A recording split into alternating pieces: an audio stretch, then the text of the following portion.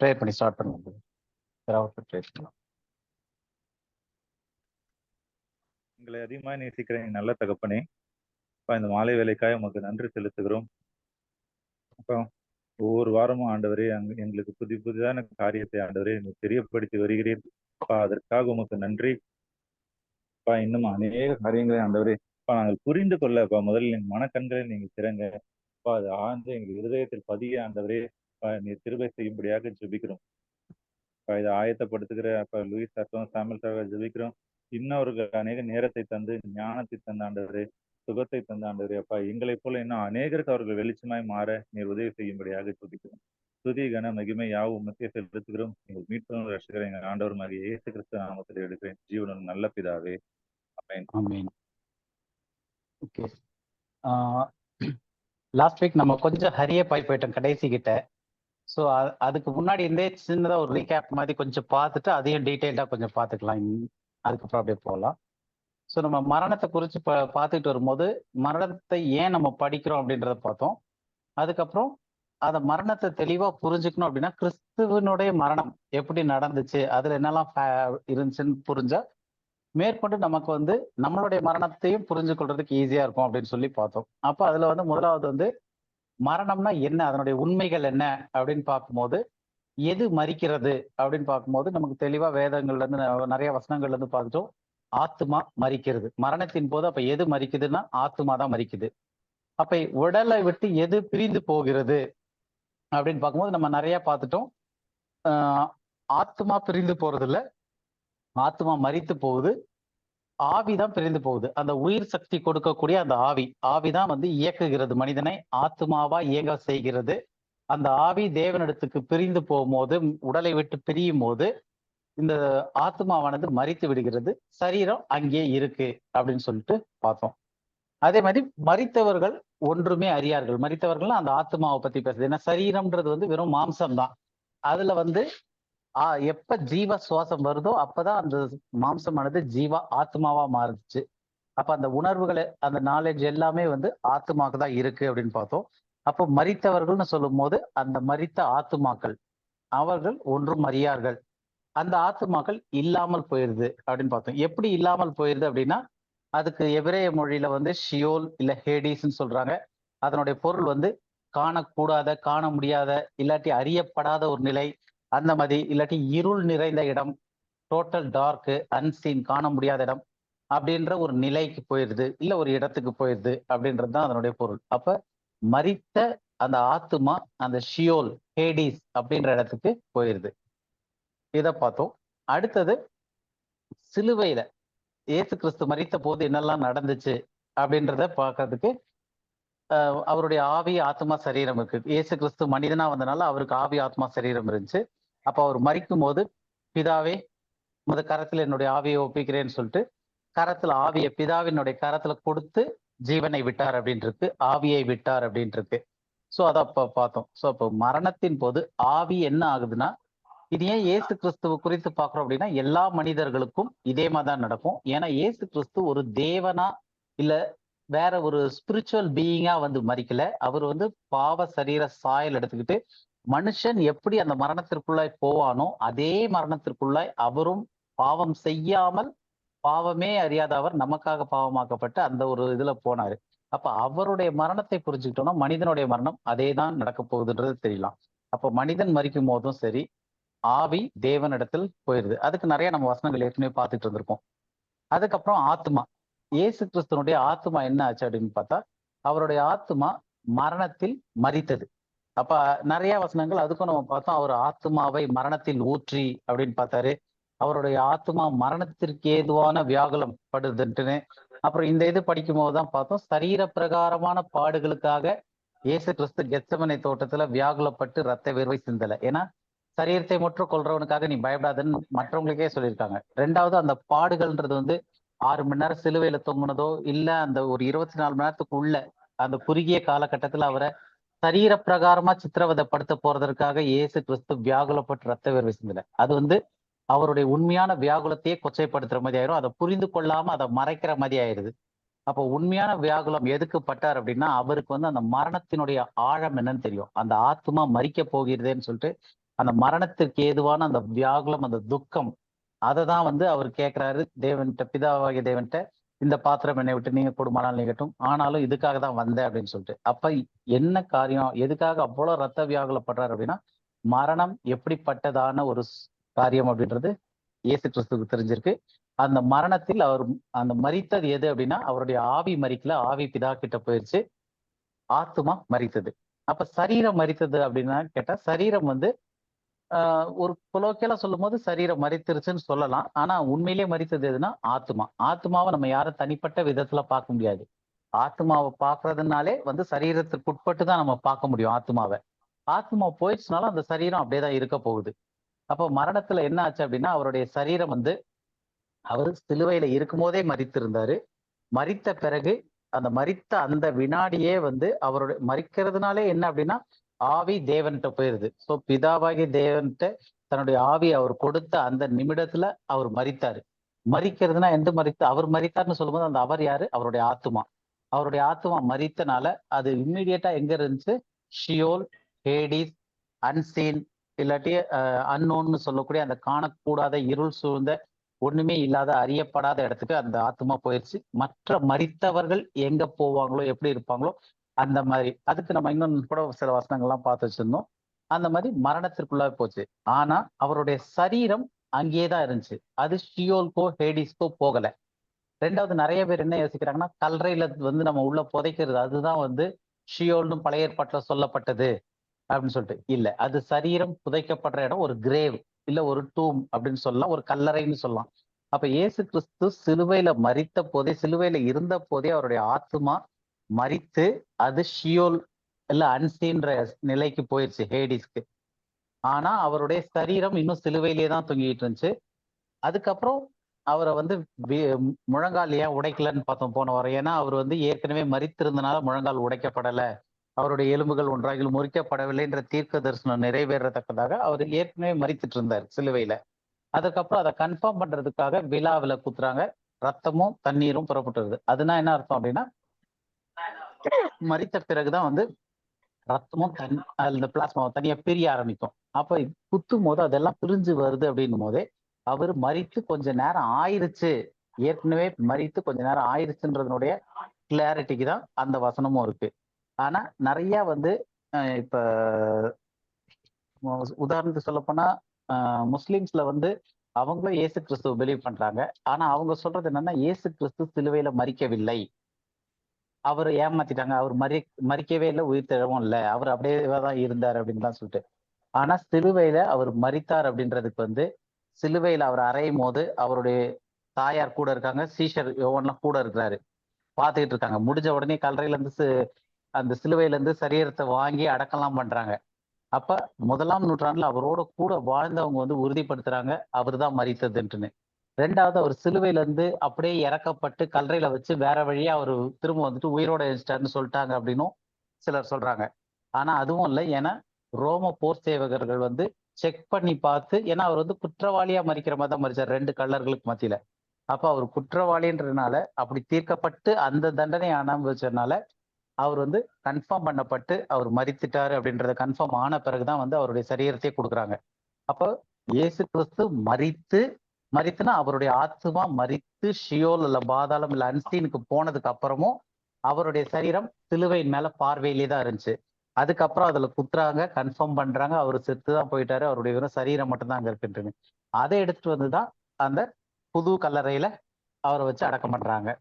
அப்போ இதுல இருந்து தெரியுது என்ன அப்படின்னா, ஷியோல்ல போறது சரீரம் கிடையாது.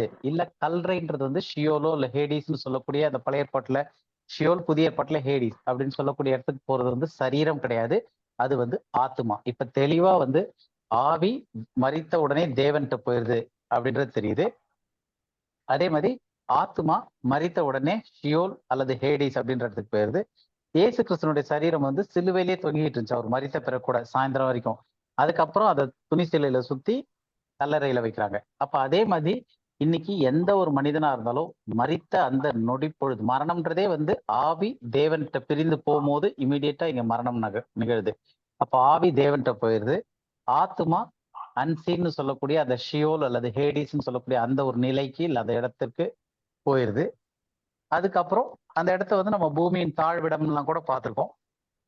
அதுக்கப்புறம் அவருடைய சரீரம், இப்ப மரித்தவர்களுடைய சரீரம் வந்து டீகிரேட் ஆகி மண்ணுக்கே போறதுக்கு அது கொஞ்சம் கொஞ்சமா வந்து இப்ப ரத்தமும் ஜலமும் அவருடைய சரீரத்துல இருந்து வந்துச்சுன்னா என்ன அர்த்தம்னா சரீரமானது மண்ணுக்கு திரும்பக்கூடிய ப்ராசஸ் ஆரம்பிச்சிருச்சு.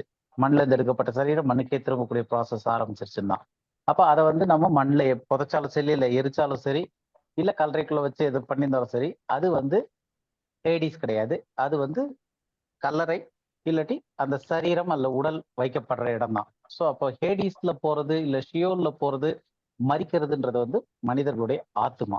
ஆவியும் மரிக்கிறது இல்ல, சரீரமும் மரிக்கிறது இல்ல, ரெண்டும் திரும்ப போயிருது அப்படின்னு சொல்லிட்டு நிறைய வசனங்கள் பார்த்துட்டோம்.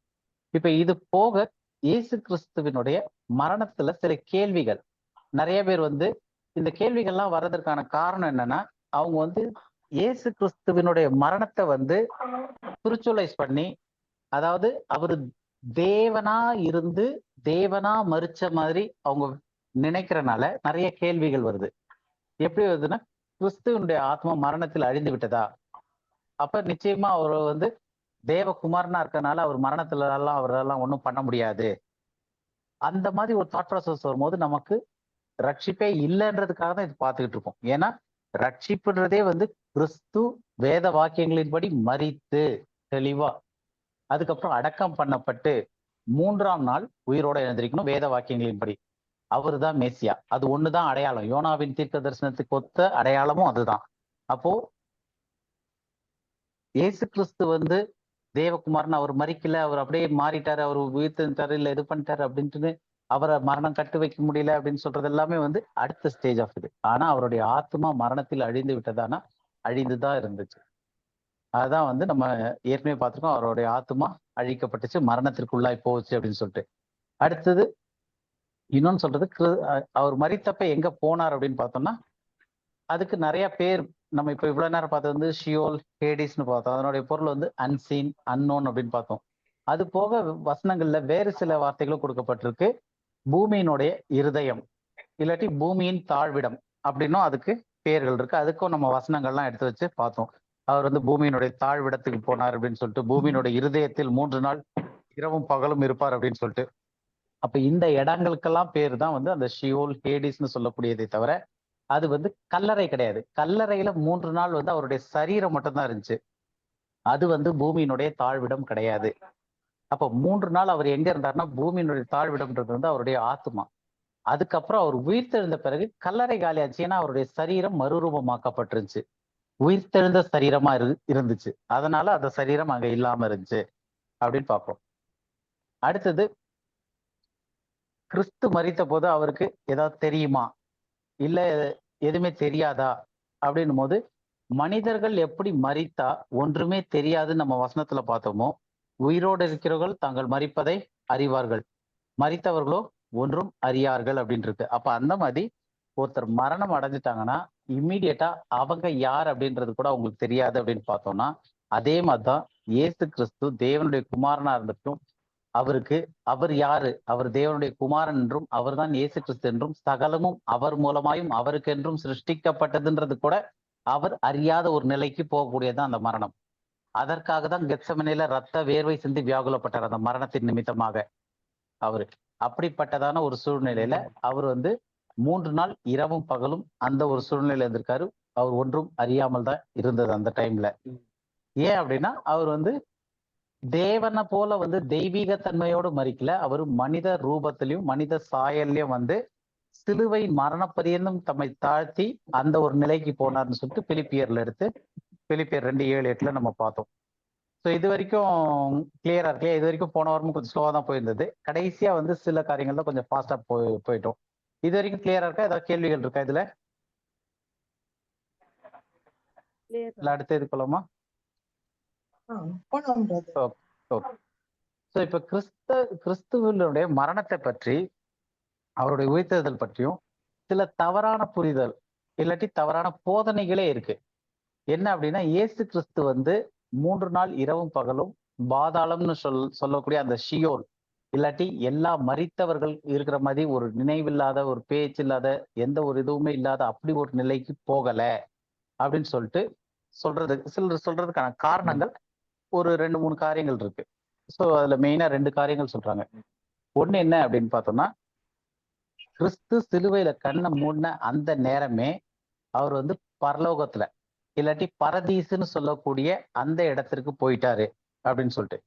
அதுக்கு அவங்க சொல்றது வந்து என்ன காரியம் அப்படின்னா, முதலாவது அவங்களுக்கு மரணம் வந்து ஆத்துமாக்கு தான் நடக்குது அப்படின்றதே புரியல. அவங்க என்ன யோசிக்கிறாங்க, சிலுவையில இருந்த போது பிதாவே என்னுடைய ஆவியை உமது கரத்திலே ஒப்புவிக்கிறேன் அப்படின்னு சொல்லிட்டு தான் கண்ணை மூடினாரு. அப்ப அவர் கண்ணை மூடின அந்த டைம்லயே அவர் மரிக்கல, அவர் நேரா பிதாவுக்கிட்டயே போயிட்டாரு அப்படின்னு சொல்லிட்டு. அந்த பிரச்சனை ஏன் வருதுன்னா, ஆவி ஆத்மா சரீரம்னா என்ன, மரணம்னா என்ன, அது எதுக்கு நடக்குது, சரீரத்திற்கா ஆத்துமாக்கா இல்லாட்டி ஆவிக்கா அப்படின்றது அவர்களுக்கு தெரியாதனால அவங்க வந்து கிறிஸ்து வந்து மரிக்கவே இல்லை. அவருடைய சரீரம் இங்க இருந்துச்சு, ஆனா மரித்த அந்த பொழுதுலயே ஆவியை வந்து பிதா கையில கொடுத்துட்டாரு. அதனால இயேசு கிறிஸ்து பாதாளத்துக்கெல்லாம் போகல. அந்த நரகம்னு சொல்லக்கூடிய டிரான்ஸ்லேட் பண்ணியிருக்கிற அந்த பாதாளத்துக்கோ ஷியோல்கோ ஹேடிஸ்கோ அந்த இடத்துக்குலாம் போகல. ஏன்னா அவரு மரிக்கும் போதே இமீடியட்டா ஃபர்ஸ்டே வந்து அவருடைய ஆவியை பிதாவினுடைய கரத்துல கொடுத்துட்டு அதுக்கப்புறம் தான் கண்ணை முன்னாடி அது ஒரு தாட் இருக்கு. ஆனா இப்ப நமக்கு ஏற்கனவே இவ்வளவு நேரம் பார்த்துட்டு வந்தனால தெரியும் அது வந்து உண்மை கிடையாது. எல்லாருடைய ஆவியுமே வந்து பிரிஞ்சு பிதா கிட்ட போறதுதான் மரணமே. அப்ப அப்படி போன பிறகு எது மரிக்குதுன்னா ஆத்மா மரிக்குது அப்படின்னு பார்த்துட்டோம். அப்ப அந்த ஆத்மா 3 நாள் இரவும் பகலும் பூமியினுடைய தாழ்விடத்துல இருந்துச்சு. பிதாவினுடைய கையில போனது வந்து ஆத்மா கிடையாது, இயேசு கிறிஸ்துவனுடைய ஆவி. எல்லாருடைய ஆவியும் பிதாவினுடைய கரத்துலதான் போகுது. அடுத்த ஒரு தாட் என்ன சொல்றாங்க அப்படின்னா, கிறிஸ்து சிலுவையில கண்ணை மூடனோடனே பரலோகத்துக்கோ பரதீசுக்கோ அங்கதான் போய் இருந்தாரு. ஏன்னா சிலர் வந்து பரலோகத்து வரைக்கும் போல பரதீசுக்கு போனாரு அப்படின்னு சொல்றதுக்கான காரணம் வந்து சிலுவையில இருந்த அந்த கள்ளன்.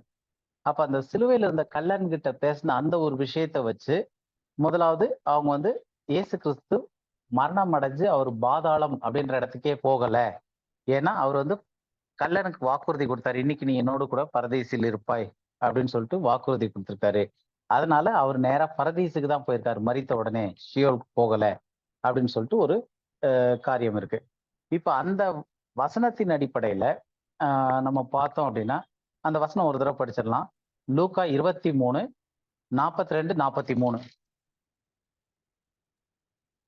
லூக்கா 23:42-43.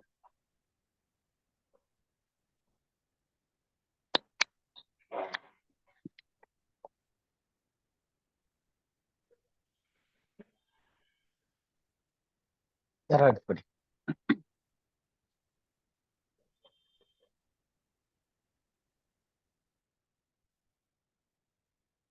லூக்கா 23:42-43.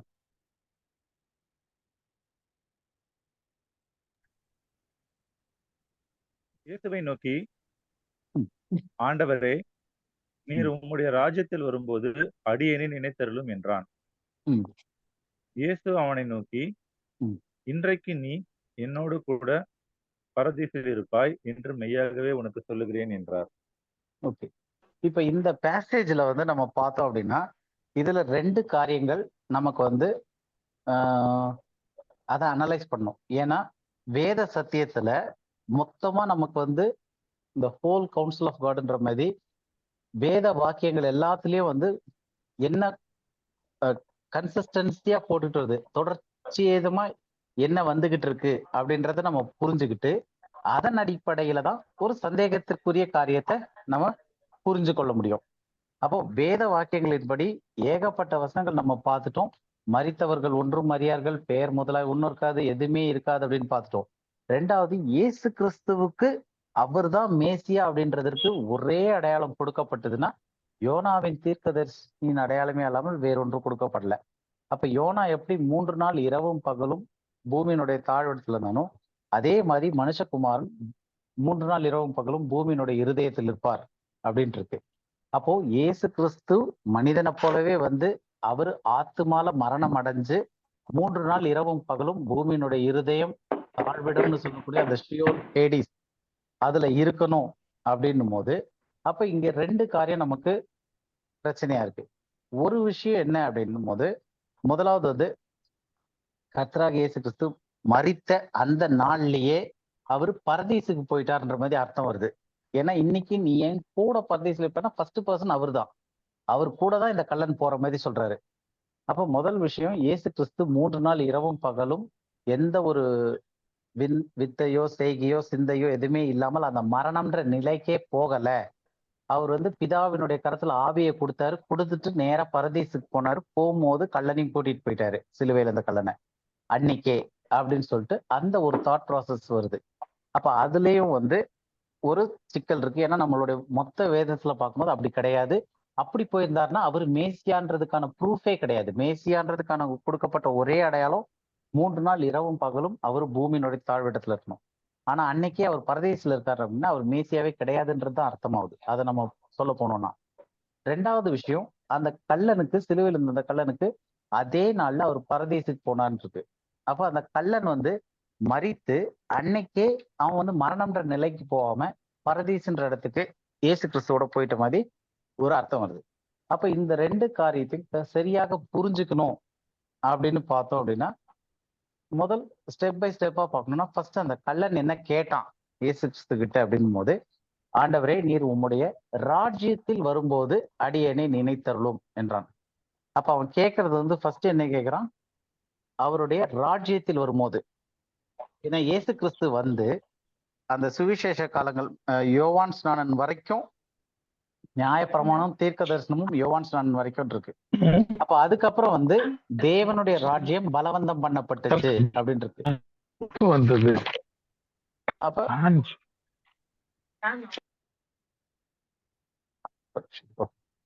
அப்ப தேவனுடைய ராஜ்யம் வந்து இனி வரப்போற ராஜ்யம், அந்த ராஜ்யத்தை குறித்து அவங்களுக்கு பிரசங்கிக்கிறாரு. இயேசு கிறிஸ்து வந்து மனம் திரும்புங்கள், பரலோக ராஜ்யம் சமீபமா இருக்குன்ட்டு. அப்ப அவங்களுடைய சுவிசேஷமும் ராஜ்யத்தின் சுவிசேஷம் அதுதான் பிரசங்கிக்கப்படுது. இயேசு கிறிஸ்து தான் அனாயிண்டட் ஒன். அப்போ அவர் மேசியா அப்படின்னும் போது அவர் தான் அபிஷேகம் பண்ணப்பட்ட ராஜா அப்படின்னு சொல்லிட்டு பிரசங்கிக்கப்படுது. அதனால அவங்களுக்கு வந்து அவங்க எதிர்பார்த்துக்கிட்டு இருந்ததும் அந்த ராஜ்யம் தான்.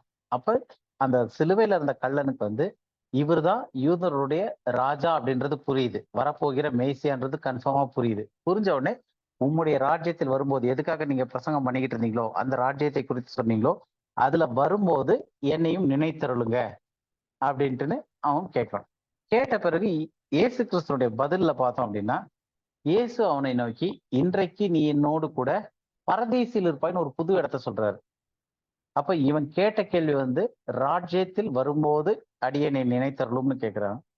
ஆனா இவர் பதில் சொல்லும்போது பரதேசியில் இன்று என்னோடு கூட இருப்பாய் அப்படின்னு சொல்லிட்டு மெய்யாகவே சொல்றேன் அப்படின்னு சொல்லிட்டு சொல்றாரு.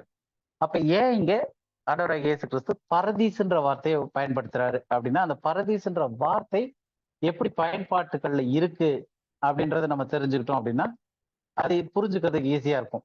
ஸோ அப்ப பரதீசு அப்படின்ற வார்த்தை வந்து ஒரு பாரசீக வார்த்தை. அது வந்து கிரேக்க வார்த்தை கிடையாது. கிரேக்கத்துல அதை எடுத்து பயன்படுத்த ஆரம்பிச்சாங்க அதுக்கப்புறம். அப்ப அந்த பரதீசு அப்படின்றது வந்து பாரடைஸ் அப்படின்றது வந்து ஒரு பாரசீக வார்த்தை. அந்த வார்த்தைக்கான அர்த்தம் என்ன அப்படின்னா, ஒரு பாதுகாப்பான பகுதி. ஒரு காம்பவுண்ட் சுவர்லாம் கட்டி எல்லா பகுதியும் ப்ரொடெக்ட் பண்ணப்பட்டு ஒரு சேஃப்டியா பாதுகாப்பா இருக்கக்கூடிய ஒரு இடம்.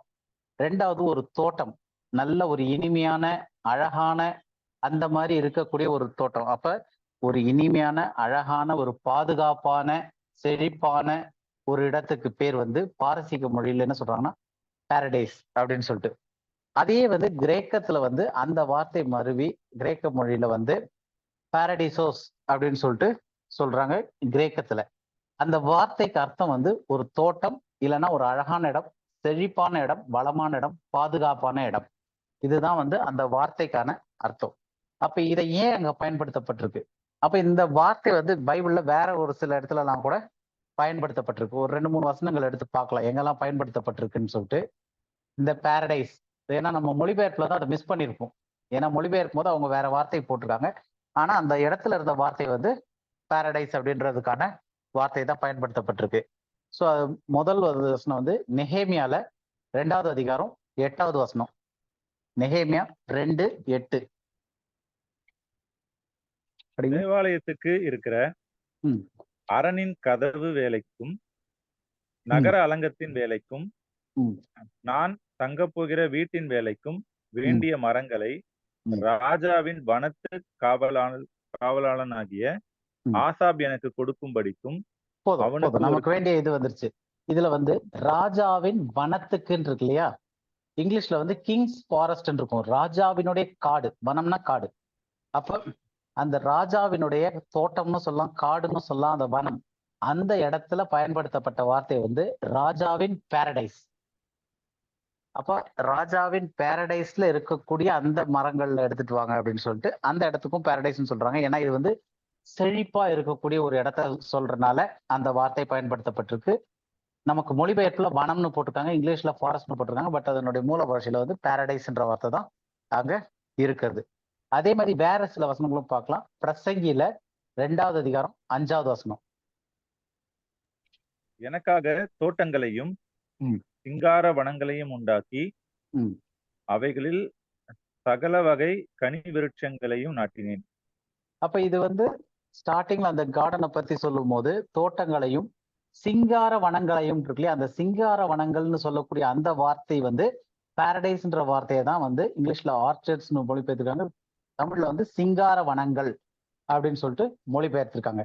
அப்ப இதுவுமே வந்து முதல் தோட்டங்களையும் சொல்லிட்டு சிங்கார வனங்கள்னா நல்ல அழகான, முதல் வந்து நல்ல வளமான இடத்துக்கு ராஜாவின் வனத்துக்குன்னு குறிக்கப்படுற இடத்துலயும் பாரடைஸ் போட்டிருக்கு. 2வது சிங்கார வனங்களையும்னு சொல்லிட்டு அழகான இடத்திற்கும் வந்து பாரடைஸ்ன்ற வார்த்தை பயன்படுத்தப்பட்டுச்சு. ஆனா நமக்கு மொழிபெயர்ப்புல அது கிடைக்காம போயிருச்சு அந்த வார்த்தையினுடைய அர்த்தங்கள். அதே மாதிரி அடுத்தது வந்து உன்னத பாட்டுல 4வது அதிகாரம் 13வது வசனம். உன் தோட்டம் மாதளம் செடிகளும் அருமையான கனி மரங்களும் மறு தோன்றி செடிகளும் நலத செடிகளும் அப்படியே லைனா போகுது. அதனுடைய வெல்த்தை பத்தி, அதுவும் நல்லா அந்த தோட்டம் வந்து எவ்வளவு செழிப்பா அந்த கனிகள்லாம் எவ்வளவு நல்லா இருக்குன்னு சொல்றதுக்காக அந்த சொல்லும் போது அந்த தோட்டம்னு சொல்லக்கூடிய அந்த வார்த்தைக்கும் வந்து பாரடைஸ் அப்படின்ற வார்த்தை தான் பயன்படுத்தப்பட்டிருக்கு. உன்னுடைய பாரடைஸ்ல இருக்கிற மாதுளை செடிகளும் அப்படின்னு சொல்லிட்டு இதெல்லாம் எதுக்காக வரும்னா அந்த பாரடைஸ்ன்ற வார்த்தைய புரிஞ்சுக்கிறதுக்கு. ஏன்னா ஏதோ பாரடைஸ்னு ஒன்னே ஏதோ பரலோகத்துல ஒரு இடத்துக்கு கூட்டு போயிட்டாரு அப்படின்ற மாதிரி இயற்கையா ஒரு தாட் வந்துருது. அப்ப பாரடைஸ்னா என்னன்றத முதல் புரிஞ்சுக்கிறத நம்ம இவ்வளவு பார்த்துக்கிட்டு இருக்கோம். இப்ப இந்த 3 வசனங்களும், இப்ப மேல படிச்ச 3 வசனங்களும் எபிரேய மொழியில பாரடைஸ்ன்ற வார்த்தையே பயன்படுத்தப்பட்டிருந்துச்சு. அந்த இடத்துக்கு யூஸ் பண்ணப்பட்ட வார்த்தைகள் ஏடன்னு சொல்லலாம், அதே மாதிரியான வார்த்தைகள் தான் பயன்படுத்தப்பட்டுச்சு. அதுக்கப்புறம் இப்ப 2 வசனம் படிக்க போறோம். அந்த 2 வசனமும் செப்டுஜென்ட் மொழிபெயர்ப்பு. செப்டுஜென்ட் மொழிபெயர்ப்புனா நம்ம ஏற்கனவே தெரியும்னு நினைக்கிறேன், ஏன்னா நம்ம ஏற்கனவே நிறைய சொல்லிட்டோம். அது வந்து எபிரேய மொழியிலிருந்து முதலாவது மொழிபெயர்க்கப்பட்ட கிரேக்க பழைய ஏற்பாடு. அந்த மொழிபெயர்ப்பு வந்த பிறகு எல்லா எபிரேய பழைய பைபிள்ங்க எல்லாத்தையுமே அழிச்சிட்டு அந்த செப்டுஜென்ட் சொல்லக்கூடிய அந்த கிரேக்க மொழிபெயர்ப்பு, அது இயேசு கிறிஸ்துவுக்கு ஒரு 300 வருஷங்களுக்கு முன்னாடி மொழிபெயர்க்கப்பட்டுச்சு.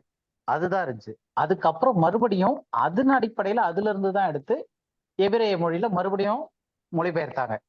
இப்ப இந்த கும்ரான் கேவ்ஸ்ல கிடைச்ச சில தோல் சுருள்கள்னு சொல்லுவாங்க, அதெல்லாம் வந்து இதுக்கு கரெக்டா மேட்ச் ஆகுது அப்படின்னு சொல்லிட்டு இப்ப அதை ப்ரூவும் பண்ணிக்கிட்டு இருக்காங்க அந்த மாதிரி. ஸோ இது வந்து அந்த டிரான்ஸ்லேஷனுக்கான ஒரு காரியங்கள். இப்ப அந்த செப்டுஜென்ட் டிரான்ஸ்லேஷன்ல என்ன போட்டிருக்கு அப்படின்னு பார்க்கும்போது ஆதியாகமம் 2வது அதிகாரம் 8வது வசனத்திலையும் பாரடைஸ்ன்ற வார்த்தை தான் அதுல கிரேக்க மொழியிலேயே பயன்படுத்தப்பட்டிருக்கு. பாரடோசிஸ் அப்படின்ற வார்த்தை படிங்க. ஆதியாகமம் 2:8. தேவனாகிய கர்த்தர் நீங்க படிங்க படிங்க. கிழக்கே ஏதேன் என்னும் ஒரு தோட்டத்தை உண்டாக்கி தாம் உருவாக்கின மனுஷனை அதிலே வைத்தார். ஓகே, திரும்ப இன்னொரு வாட்டி படிங்க தமிழ்ல. தேவனாகிய கர்த்தர் கிழக்கே ஏதேன் என்னும் ஒரு தோட்டத்தை உண்டாக்கி தாம் உருவாக்கின மனுஷனை அதிலே வைத்தார். கிழக்கே ஏதேன் என்னும் ஒரு தோட்டத்தை உண்டாக்கின்னு இருக்கு. ஆனா இது நிறைய மொழிபெயர்ப்புல வந்து கிழக்குல ஏதேன்ல ஒரு தோட்டத்தை உண்டாக்கி அப்படின்றதுதான் வந்து அந்த சரியான மொழிபெயர்ப்பு. தமிழ்ல கொஞ்சம் வித்தியாசப்படுது. எப்படின்னு பார்த்தா இங்கிலீஷ்ல வந்து and God planted paradise in Eden, ஏதேன்ல பாரடைஸை உண்டாக்கி கிழக்கு வாக்குல உண்டாக்குனாரு அப்படின்னு சொல்லி இருக்கு. ஸோ அப்ப இங்கேயும் வந்து அந்த ஏதேன் தோட்டம் அப்படின்னு சொல்லக்கூடியது வந்து ஏதேன்ற இடத்துல கிழக்குல ஒரு தோட்டத்தை உண்டாக்கி, அப்ப அந்த தோட்டம்ன்றதுக்கும் வந்து பாரடைஸ் அப்படின்ற வார்த்தை தான் அந்த செப்டுஜென்ட் பைபிள்லயும் பயன்படுத்தப்பட்டிருக்கு. அடுத்து அதே மாதிரி இன்னும் கடைசியா ஒரு வசனம் பார்த்துடலாம். எசேக்கியேல் 28:13. நீ தேவனுடைய படிங்க நீங்க படிங்க, பரவாயில்ல படிங்க நீங்களே. இல்ல ஒரு ஓகே கார்த்திகேயன் கார்த்திகேயன் படிங்க நீங்க. நீ தேவனுடைய தோட்டமாகிய ஏதேனில் இருந்தவன்.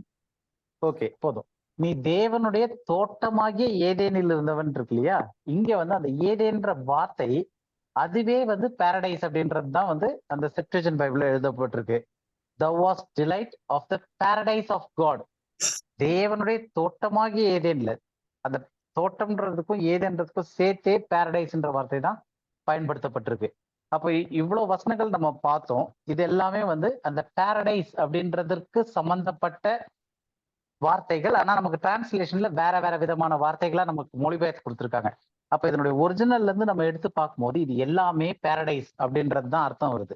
அப்ப இறுதியா நமக்கு என்ன புரியுது அப்படின்னும் போது, பரதீசு இல்ல பாரடைஸ் அப்படின்னு சொல்ற ஒரு இடம் வந்து ஒரு பாதுகாப்பான, அழகான, வளமான, செல்வம் மிக்க, தேவனுடைய பிரசன்ஸ் இருக்கக்கூடிய, ஆசீர்வாதம் இருக்கக்கூடிய ஒரு இடம். அதுதான் வந்து பாரடைஸ் அப்படின்ற அர்த்தத்துல வேதத்துல நிறைய இடத்துல பயன்படுத்தப்பட்டு வருது. சொல்லுங்க கண்மணி. சொல்லுங்க. அதனாலதான் ஏதேன் பாவம் உண்டான இடம் ஏதேனு. ஏதேனுக்கு தான் பாரடைஸ்ன்னு சொல்றாங்க. இப்போ ஏசப்பா ஆண்டவராகிய இயேசு கிறிஸ்து சிலுவையில மரித்ததுனால அப்போ அந்த கல்லனை நான் பாரடைஸ்ல வைக்கிறேன்னு சொல்லும் போது அப்ப ஏதேன்னு அர்த்தமாகுது. அப்ப அந்த டைம்லயே அந்த பாவம் நம்மள விட்டு போயிடுச்சுன்றதுனால அவர் வந்து ஏதேன்ல ஒரு நிமிஷம் இல்ல, ஒரு நிமிஷம். நம்ம ஏதேன்ற வார்த்தையை புரிஞ்சுக்கணும். ஏதேன் அப்படின்றது வந்து ஒரு இடம் கிடையாது. மெயினா இப்ப எபிரேய மொழியில ஏதேன் அப்படின்ற வார்த்தைக்கான அர்த்தம் வந்து அழகான தோட்டம், அவ்வளவுதான். இப்ப ஏதேன்றது இப்ப நம்ம என்ன நினைச்சிடறோம்னா, ஏதேன்னு ஒரு இடம் இருக்கு, அந்த ஏதேன்னு ஒரு தோட்டம் இருந்துச்சுன்னா அது ஒரு இடமா நினைக்கிறோம். அந்த இடத்துக்கு பேர் ஏதேன் அப்படின்னு நினைக்கிறோம். புரியுதா உங்களுக்கு? புரியுதுண்ணா. ஒரு இடம் இருக்கு, அந்த இடத்துக்கு பேர் என்னன்னா ஏதேன். அந்த ஏதேன்ற இடம் எப்படி இருக்கும்னா ரொம்ப அழகா இருக்கும். அந்த இப்ப ஏதோ ஒரு பார்க் பேர் சொல்லி நேரு பார்க் அப்படின்னு சொல்றாங்க. அப்ப நேரு பார்க்னா அது வந்து ஒரு காமன் நேமா வருது. அது வந்து அந்த பார்க்குக்கு குறிப்பிட்ட என்ன சொல்றது, ஒரு தனி எப்படி ஒரு இண்டிவிஜுவல் பேர் இருக்கு. இப்ப சாம்வேல் 4 பேர் இருந்தாலும் நான் வந்து சாம்வேல் அப்படின் போது என்ன டக்குன்னு நம்ம குரூப்ல இப்ப வேற யாரும் கிடையாது, நான் தான் சாம்வேல். அப்ப இண்டிவிஜுவாலிட்டியில வருது. அந்த மாதிரி ஏதேன் அப்படின்றது வந்து ஏதோ தோட்டங்கள் இருக்கு, அதுல ஏதேன்னு ஒரு தோட்டம் அப்படி கிடையாது. அது தோட்டத்தினுடைய பேர் கிடையாது. தோட்டம்ன்றதுக்கே, அழகான தோட்டம் அப்படின்றதற்கே அந்த எபிரேய சொல் ஏதேன் தான். இப்ப எங்க வீடு வந்து நல்லா அழகா இருக்கு, தோட்டம் மாதிரி செழிப்பா இருக்கு, நல்லா சூப்பரா இருக்கு அப்படின்னா எபிரேய மொழியில சொல்லணும்னா ஏதேன் அப்படின்னு தான் சொல்லி ஆகணும். புரியுது? அப்ப ஏதேன்றது வந்து ஏதோ ஒரு குறிப்பிட்ட ஒரு பர்டிகுலர் தோட்டத்திற்கான தனி பெயர் சொல் கிடையாது. அது பெயர் சொல், தமிழ்ல பெயர் சொல் கிடையாது. அது வந்து ஒரு அர்த்தம் நிறைந்த சொல். என்னன்னா எந்த இடத்துக்கு வேணாலும் ஏதேன்னு சொல்லலாம். ஒரு அழகான செழிப்பான ஒரு இடம் இருந்துச்சுன்னா அதை வந்து எபிரேய மொழியில சொல்லணும்னா அதுக்கான, இப்ப தமிழ்ல வந்து அழகு, அழகான தோட்டம் அப்படின்னு இருக்கு. அப்ப அழகான தோட்டம்னு சொன்னோம்னா அதை நம்ம பேர் சொல்ல எடுக்க மாட்டோம். அழகான தோட்டமா எங்க இருக்கு, என்ன அந்த தோட்டத்துக்கு என்ன பேர்னு எடுத்து கேட்போம். ஏன்னா அழகான தோட்டம்ன்றது வந்து அதனுடைய தன்மை, அதனுடைய பேர் என்னன்னு கேட்போம். அந்த மாதிரிதான் ஏதேன்றது வந்து எபிரேய மொழியில அழகான தோட்டம் அப்படின்றது. அதனால அந்த அர்த்தத்துல இங்க சொல்ல வரல. அப்போ ஏதேன் இல்லாட்டி இந்த பாரடைஸ், பரதீசு அப்படின்ற வார்த்தை பழைய ஏற்பாட்டுல வந்து கிரேக்கத்துல பாரடைஸ்னு உபயோகப்படுத்தப்பட்ட அந்த வார்த்தை பழைய ஏற்பாட்டுல ஏதேன்னு நிறைய இடத்துல பயன்படுத்தப்பட்டிருக்கு. அதுதான் வந்து ஆதியாகமம் 2:8 பார்த்தோம் இல்லையா? அதுல ஏதேன் தோட்டம்ன்றதுல வந்து இங்க காட் ஆஃப் இந்த பாரடைஸ் ஆஃப் காட்னு சொல்லியிருக்கு. அப்ப அந்த மாதிரி நீ தேவனுடைய தோட்டமாகிய ஏதேனில் இருந்தவன்றதுக்கு வந்து பாரடைஸ் ஆஃப் காட் அப்படின்னு இருக்கு. அப்ப அந்த வார்த்தைகள் எல்லாமே என்ன சொல்லுது அப்படின்னா, ஒரு செழிப்பான, பாதுகாப்பான, அரண் நிறைந்த, ஒரு செக்யூரான ஒரு இடத்திற்கு, ஒரு பிளஸட் பிளேஸ், ஒரு ஆசீர்வாதமான ஒரு இடம், அழகான ஒரு இடம், அந்த இடத்திற்கு ஏதேன் அப்படின்ற பெயர் மாதிரி இது வந்து கிரேக்க மொழியில பரதீசு அப்படின்ற பெயர் பயன்படுத்தப்பட்டு வருது. அப்ப இந்த வார்த்தையை வந்து கர்த்தராகிய இயேசு கிறிஸ்து சிலுவையில சொல்லும் போது இந்த வார்த்தையை பயன்படுத்துறாரு. தேவனுடைய ராஜ்யத்தை குறித்து சொல்லும் போது, ஏன்னா அவனுடைய கேள்வி என்ன, அந்த கல்லனுடைய கேள்வி வந்து நீர் உம்முடைய ராஜ்யத்தில் வரும்போது, அப்ப ராஜ்யத்தை குறித்து அவனுக்கு என்ன புரிதல் இருந்துச்சுன்னு தெரியாது. ஆனா ஏன்னா அவன் ஏற்கனவே கள்ளன். அவன் பெரிய இயேசு கிறிஸ்துவனுடைய ஸ்டீஷனோ இல்ல அவர்கிட்ட இருந்து 24 ஹவர்ஸ் அட்வைஸ் கேட்டாலோ கிடையாது. அப்படி கேட்ட பேதுரு யோவான்களுக்கு அவங்களுக்கே வந்து ரொம்ப புரியல. அதுக்கப்புறம் பின்னாடி இயேசு கிறிஸ்து உயிர்த்தெழுந்த பிறகுதான் ராஜ்யத்தை குறித்து நிறைய அந்த 40 நாள்ல சொல்லிதான் அவங்களுக்கு புரிஞ்சுச்சே. அப்ப இந்த கள்ளனுக்கு வந்து எவ்வளவு புரிஞ்சுது? ஆனா அவனுக்கு தெரிஞ்ச ஒரு விஷயம் வந்து இயேசு கிறிஸ்து தான் யூதருடைய ராஜா அப்படின்னு சொன்ன அந்த மேசியா இவர்தான். அப்ப இவருடைய ராஜ்யத்துல வரும்போது என்னை நினைத்தருளுங்க அப்படின்றாரு. அப்ப இயேசு கிறிஸ்து வந்து தன்னுடைய ராஜ்யம் எப்படிப்பட்டதா இருக்கும்ன்றதற்கான ஒரு வார்த்தையை பயன்படுத்துறாரு அங்க. புரியுதா உங்களுக்கு? சரிங்கண்ணா. அதனால என்னுடைய ராஜ்யத்தில் வரும்போது அப்படின்னு சொல்லாம என்னுடைய ராஜ்யத்தில் நீ இருப்பாய்ன்னு சொல்லாம கூட ஒரு பரதீசில் இருப்பாய். இப்ப இவ்வளவு நேரம் பார்த்தது வந்து நம்ம இன்னைக்கு நாளைக்குன்றது போல எதுக்காக அந்த பரதீசுன்ற வார்த்தையை பயன்படுத்தினாரு? ஏன்னா பரதீசுன்றது வந்து ஏதோ ஒரு இடத்துல ஏதோ ஒரு இதுல அந்த மாதிரி இப்ப நிறைய பேர் வந்து இந்த கேத்தலிக் இதுல எல்லாம் வந்து பரதீஸ்ல இருப்பாங்க, செத்தவங்க எல்லாம் பரதீஸ்ல இருப்பாங்க, அங்கிருந்து பிரேயர் பண்ணி இன்னொரு இதுக்கு அனுப்பி விடணும். அந்த கான்செப்ட்லாம் பைபிள்ல கிடையாது. அப்ப பிப்ளிக்கல் கான்செப்ட்ல பாரடைஸ் அப்படின்றது என்னன்னா ஒரு அழகும் பாதுகாப்பும் செல்வமும் வளமும் நிறைந்த ஒரு காட்ஸ் பிரசன்ஸ் இருக்கக்கூடிய ஒரு இடம் மாதிரி இருக்கக்கூடியதை வந்து பாரடைஸ் அப்படின்ட்டு சொல்லப்படுது. சோ அப்ப அந்த இடத்த வந்து பாரடைஸ்னு சொல்லும் போது தேவனுடைய ராஜ்யம் எப்படிப்பட்டதாக இருக்கும் அப்படின்னு சொல்லிட்டு பரதேசு, இன்றைக்கு நீ என்னோட கூட பரதேசில் இருப்பான்னு சொல்லும்போது அந்த பரதேசுன்ற வார்த்தையை சொல்லும் போது தேவனுடைய ராஜ்யம் 1000 வருஷ அரசாட்சி இயேசு கிறிஸ்து 2ஆம் வருகையில வரும்போது எப்படிப்பட்டதா இருக்கும் அப்படின்னு சொல்லிட்டு. ஏன்னா அவன் கேட்ட கேள்வி ராஜ்யத்துல வரும்போது நீ ராஜ்யத்துல வரும்போது என்னோட கூட இருப்பாய்ன்னு சொல்றதுக்கு பதிலா ராஜ்யம்ன்ற வார்த்தைக்கு பதிலாக அவனுக்கு வந்து பரதேசுன்ற வார்த்தையை சொல்றாரு. ஏன்னா அதனுடைய தன்மைகள் அப்படி இருக்கும். அதனாலதான் சொன்னேன் ஒரு இடம் அழகா இருக்குன்னா இப்ப என் வீடு அழகா இருக்கு, நம்ம அழகா மெயின்டைன் பண்ணிருக்கேன், நல்ல பாதுகாப்பா இருக்கு, செடிகளும் பூவும் நல்ல வளமா இருக்கு அப்படின்னா இதை வந்து பாரடைஸ்னு சொல்லலாம். எந்த இடம்னாலும் பாரடைஸ்னு அது வந்து காமன் நேம். ஆனா அதனுடைய தன்மைகளை குறிச்சு அந்த பரதீசுன்ற வார்த்தை பயன்படுத்தப்படுது. அப்ப இயேசு கிறிஸ்து இங்க பயன்படுத்தும் போது ராஜ்யத்திற்கு ஒரு எப்படிப்பட்டதான ஒரு ராஜ்யமா இருக்கும், எப்படிப்பட்ட நிலைமை இருக்கும்ன்றத சேர்த்து சொல்றதுக்கான ஒரே வார்த்தை தான் பரதீசு அப்படின்ற வார்த்தை. புரியுது இல்லையா? இது கிளியரா இருக்கா? புரியுதுங்கண்ணா. ஓகே, இப்ப அடுத்த இதுக்கு போலாம் இல்லையா? அப்ப பழைய ஏற்பாட்டுல இப்ப இந்த சிலுவையில இருந்த கள்ளன் பழைய ஏற்பாட்டோட சேர்ந்தவனா இல்ல புதிய ஏற்பாட்டோட சேர்ந்தவனா? பழைய ஏற்பாடு சேர்ந்தவன். பழைய ஏற்பாட்டோட. ஏன்னா பழைய ஏற்பாடே சிலுவை மரணத்திற்கு அப்புறம் தான் முடியுது, புதிய ஏற்பாடே ஆரம்பிக்க வாய்ப்பு இருக்கு. அப்ப இந்த கள்ளன் வந்து இங்க பேசிக்கிட்டு இருக்கும்போது இவனுடைய விசுவாசம் ராஜ்யத்தை குறித்து, அப்போ பழைய ஏற்பாட்டு காரியங்களை குறித்து இவன் தெரிஞ்சுதான் இதை கேட்கிறான். அப்ப இவன் வந்து பழைய ஏற்பாட்டுல இருந்து பெற்றுக்கொண்டவன். அப்ப பழைய ஏற்பாட்டுல வந்து அவங்களுக்கு வந்து பரலோகத்துல ஒரு பரதீசுன்னு ஒரு இடம் இப்படியெல்லாம் வந்து அவங்களுக்கு எங்கேயுமே வாக்களிக்கப்படல, தெரியாது. ஏன்னா அவங்களுக்கு வந்து இன்னைக்கு நிறைய பேர் கேட்கறது என்னன்னா இன்னைக்கு நீங்க இறந்தீங்கன்னா பரலோகத்துக்கு போவீங்களா இல்ல நரகத்துக்கு போவீங்களான்னு அந்த கேள்வியே வேற, நம்ம இன்னும் அது படிப்போம். ஆனா அந்த கேள்வி வந்து பொதுவா இன்னைக்கு கேட்க போற கேள்வி வந்து இன்னைக்கு ராத்திரி நீ இறந்துட்டீங்கன்னா பரலோகத்துக்கு போவே நரகத்துக்கு போவேன்னு. அந்த மாதிரியான ஒரு கேள்வி பழைய ஏற்பாட்டிலயும் இல்ல புதிய ஏற்பாட்டிலயும் இல்ல பைபிள்ல எங்கேயுமே கேட்டது கிடையாது. அது இன்னைக்கு இருக்கிற மாடர்ன் ட்ரெண்டான ஒரு கேள்வியை தவிர பிப்ளிக்கல் கேள்வி கிடையாது. அப்போ பைபிள்ல வந்து பழைய ஏற்பாட்டு பரிசுத்தவான்கள் எவ்வளவு பேர் இருந்திருக்காங்க, பழைய ஏற்பாட்டுல தீர்க்க தரிசனங்கள் சொல்லியிருக்காங்க, அவங்களுக்கு ஆகமங்கள் இருந்திருக்கு, நியாயப்பிரமாணங்கள் இருந்திருக்கு. எதிலையுமே அவர்களுக்கு பரலோகத்துல ஒரு இடம், ஒரு பரதீசுன்றது வந்து ஏதோ பரலோகத்துல அங்க எங்கேயோ மேல அப்படின்னு ஒரு வாக்கு தத்துவம் இல்ல, அப்படி ஒரு இடம் கொடுக்கப்படவே இல்லை. அதுக்கு மேல இன்னும் சொல்ல போனோம்னா பரலோகம் அப்படின்ற கான்செப்ட், நம்ம பரலோகத்துக்கு போவோம் வானத்துக்கு போவோன்ற அவங்களுக்கு வாக்குத்தத்தமோ இல்ல அந்த ஒரு கான்செப்டுமே பழைய ஏற்பாட்டுல கொடுக்கப்படாத ஒரு விஷயமா இருக்கு. அப்போ இதுக்கு புரிஞ்சுக்கிறதுக்கு ஒரு 2 வசனம். அவங்களுக்கு பரதீசுன்னு சொல்லும் போது என்ன புரிஞ்சுது? ஏன்னா ஏதேன் தோட்டத்தை பரதீசுன்னு போட்டிருக்கு பைபிள்ல. அது போக நிறைய இடங்களை வந்து பரதீசுன்னு பைபிள் சொல்லுது. அது போக நிறைய இடத்த வந்து பரதீசுன்னு பைபிள் சொல்லுது. அப்போ அந்த பரதீசுன்ற இடத்துக்கு அவர்களுடைய புரிதல் என்ன? இன்னைக்கு நம்மளுடைய புரிதல் வந்து இந்த கேத்தலிக் சர்ச் எல்லாம் வந்தனால பரதீசுன்றது வந்து ஒரு உத்தரிக்கும் ஸ்தலம், அங்க இருந்து எல்லாம் இதுக்கு போவாங்க அப்படின்றதெல்லாம் வந்து இன்னைக்கு மாடர்ன் டேல நமக்கு கொடுக்கப்பட்ட ஒரு தியாலஜில புரிஞ்சுக்கிறது.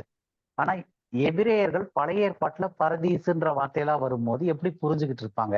அவங்களுக்கு அது அந்த செழிப்பான பாதுகாப்பான அரணான இடம் அப்படின்னா அது அவங்களுக்கு என்னவா இருந்திருக்கும் அப்படின்னு பார்த்தோம்னா, கடந்த காலங்கள்ல பழைய ஏற்பாட்டு உடன்படிக்கை கீழே அவங்களுக்கு வந்து அது என்ன மாதிரி இடம் வாக்குத்தத்தம் பண்ணப்பட்டுச்சு அப்படின்னும் போது அவங்களுக்கான கேள்வி இது படிக்கணும்னா யாத்ராகமம் 6:8.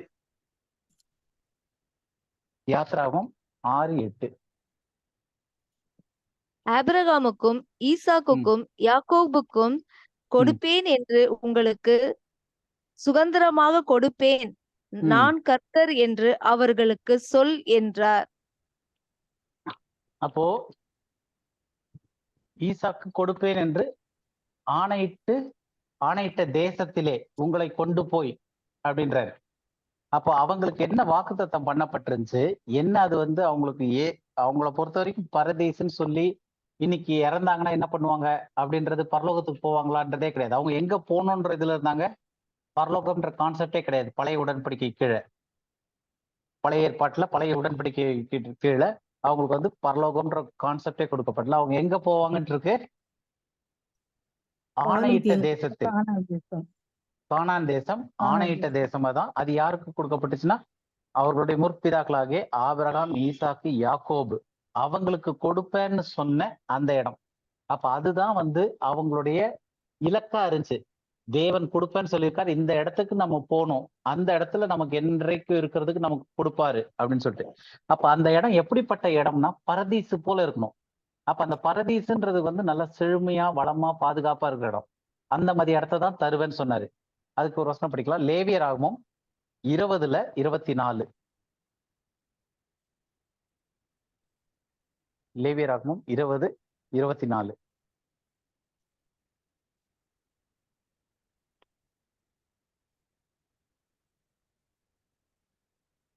படிங்க. நீங்கள் அவர்கள் தேசத்தை சுதந்தரிப்பீர்கள் என்று உங்களோடே சொன்னேன். பாலும் தேனும் ஓடுகிற அந்த தேசத்தை உங்களுக்கு சுதந்திரமாக கொடுப்பேன். உங்களை மற்ற ஜனங்களை விட்டு பிரித்தெடுத்த உங்கள் தேவனாகிய கர்த்தர் நானே. அப்ப மற்றவர்களுக்கு கொடுக்காம இவங்களுக்கு வாக்குத்தத்தம் பண்ணி, அவர்களுடைய பிதாக்களுக்கு வாக்குத்தத்தம் பண்ணி ஆணையிட்ட தேசம் எப்படிப்பட்ட தேசம்னா பாலும் தேனும் ஓடுகிற அந்த தேசம். அப்ப அதுதான் வந்து அவர்களுக்கு பாரடைஸ். பழைய உடன்படிக்கை கீழே அவங்க எதிர்பார்த்துக்கிட்டு இருந்த அந்த பரதீசு அப்படின்னு கூடிய அவங்களுடைய இலக்கு, டெஸ்டினேஷன் எது அப்படின்னா, ஏதோ பரலோகத்துல ஒரு இடமோ இல்ல அப்படியே ஒரு புகமண்டலமா இதுவா இருக்கிற அந்த மாதிரி ஒரு இடம்லாம் கிடையாது. அவங்களுக்கு வந்து இந்த பூமியில கானான் தேசம் அப்படின்னு சொல்லக்கூடிய பாலும் தேனும் ஓடுகிற அந்த தேசத்தை, செழிப்பான தேசத்தை அரணாக உனக்கு கொடுப்பேன் அப்படின்னு சொல்லிட்டு வாக்குத்தத்தம் பண்றாரு.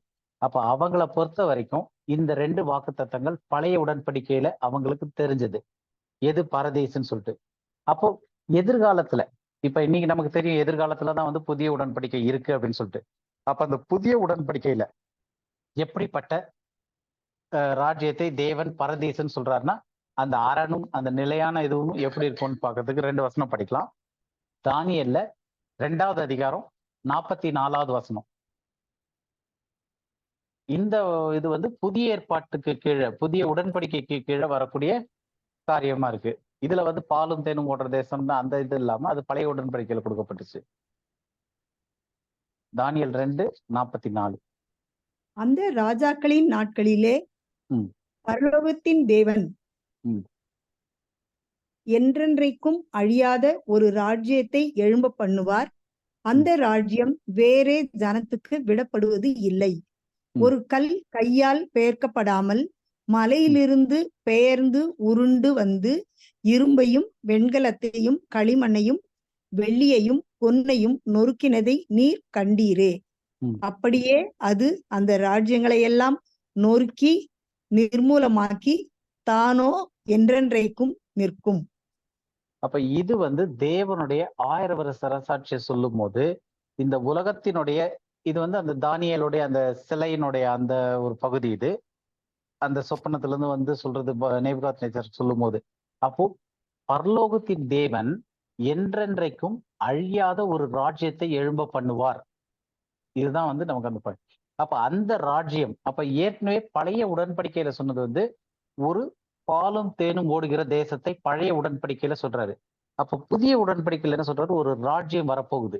அப்ப இந்த ராஜ்யம் வந்து அங்க இதுக்கு முன்னாடி சொன்ன ஒரு விஷயம் கிடையாது. ஏன்னா அப்போ வந்து மோசே இவங்கெல்லாம் வந்து கொண்டு வந்து பாலும் தேனும் ஓடுகிற தேசத்துல வச்சு, அதுக்கப்புறம் அதுல தாவீது ராஜா வராரு, எல்லாம் வராங்க. அதுக்கப்புறம் வந்து பாபிலோன் சிறை இருப்பாங்க. அங்க வச்சு தானியேலுக்கு சொல்லும் போது, அப்ப இது வந்து அந்த பாலும் தேனும் ஓடுற தேசத்தை பத்தி பேசல இவரு. இதுக்கப்புறம் வரப்போற ஒரு ஃபியூச்சர் ராஜ்யத்தை குறித்து பேசுறாரு. அப்ப அழியாத ஒரு ராஜ்யத்தை எழும்ப பண்ணுவார் இருக்கு இல்லையா? அப்ப இந்த ராஜ்யத்தை தான் அந்த கள்ளன் என்ன கேட்கிறான், உம்முடைய ராஜ்யத்தில் வரும்போது என்னை நினைத்தருளுங்க அப்படின்றார். அப்ப அந்த ராஜ்யம் எப்படிப்பட்டதா இருக்கு?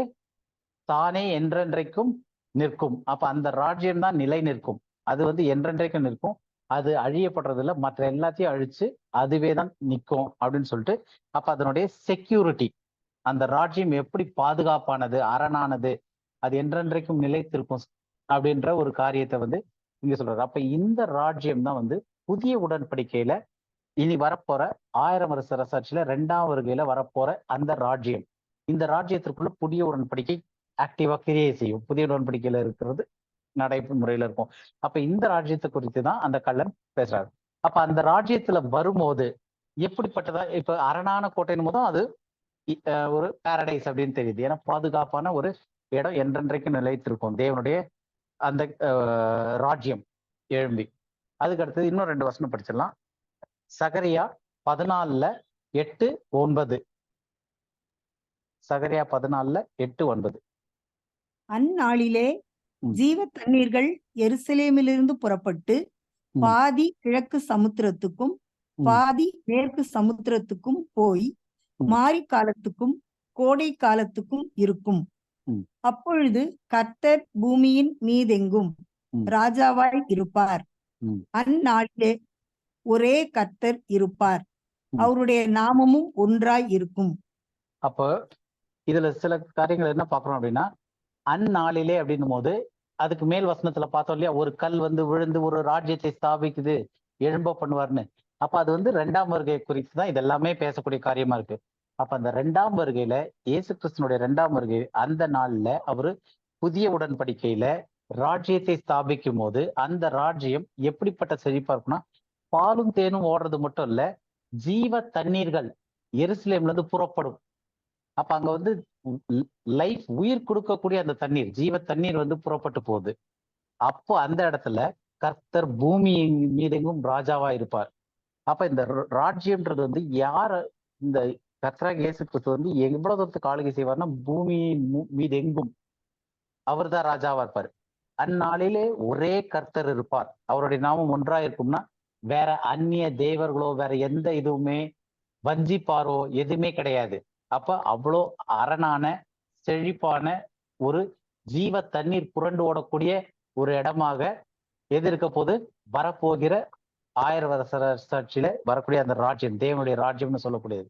அப்ப இந்த ராஜ்யத்தில் வரும்போது என்னை நினைத்தருளுங்கன்னு சொல்லும் போது, இயேசு கிறிஸ்துக்கு இவ்வளவு காரியங்கள் தெரியுறதுனால அந்த வார்த்தைக்கு பதிலாக இவர் என்ன வார்த்தையை பயன்படுத்துறாரு?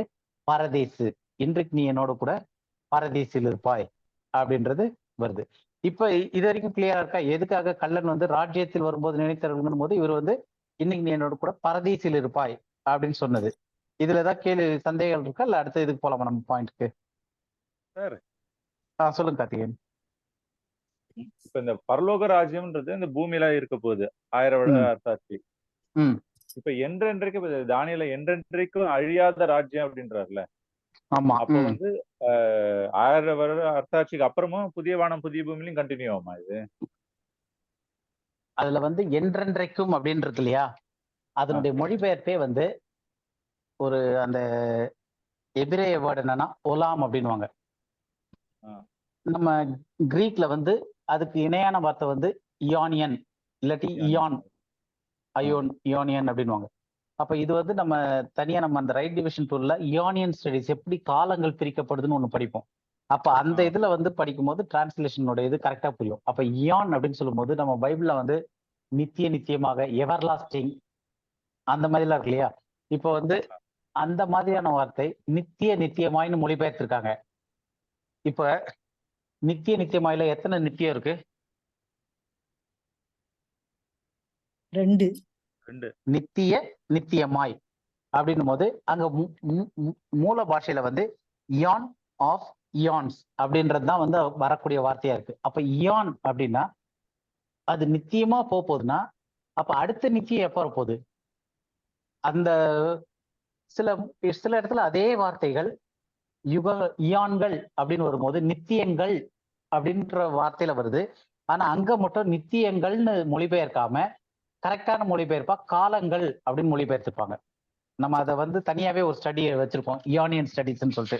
இதெல்லாம் முடிச்ச பிறகுதான் நம்ம அங்க போறோம், அது நிறுத்தி வச்சிருக்கு. அப்ப இயான் அப்படின்னும் போது காலம் அப்படின்றதுதான் கரெக்டான வார்த்தை.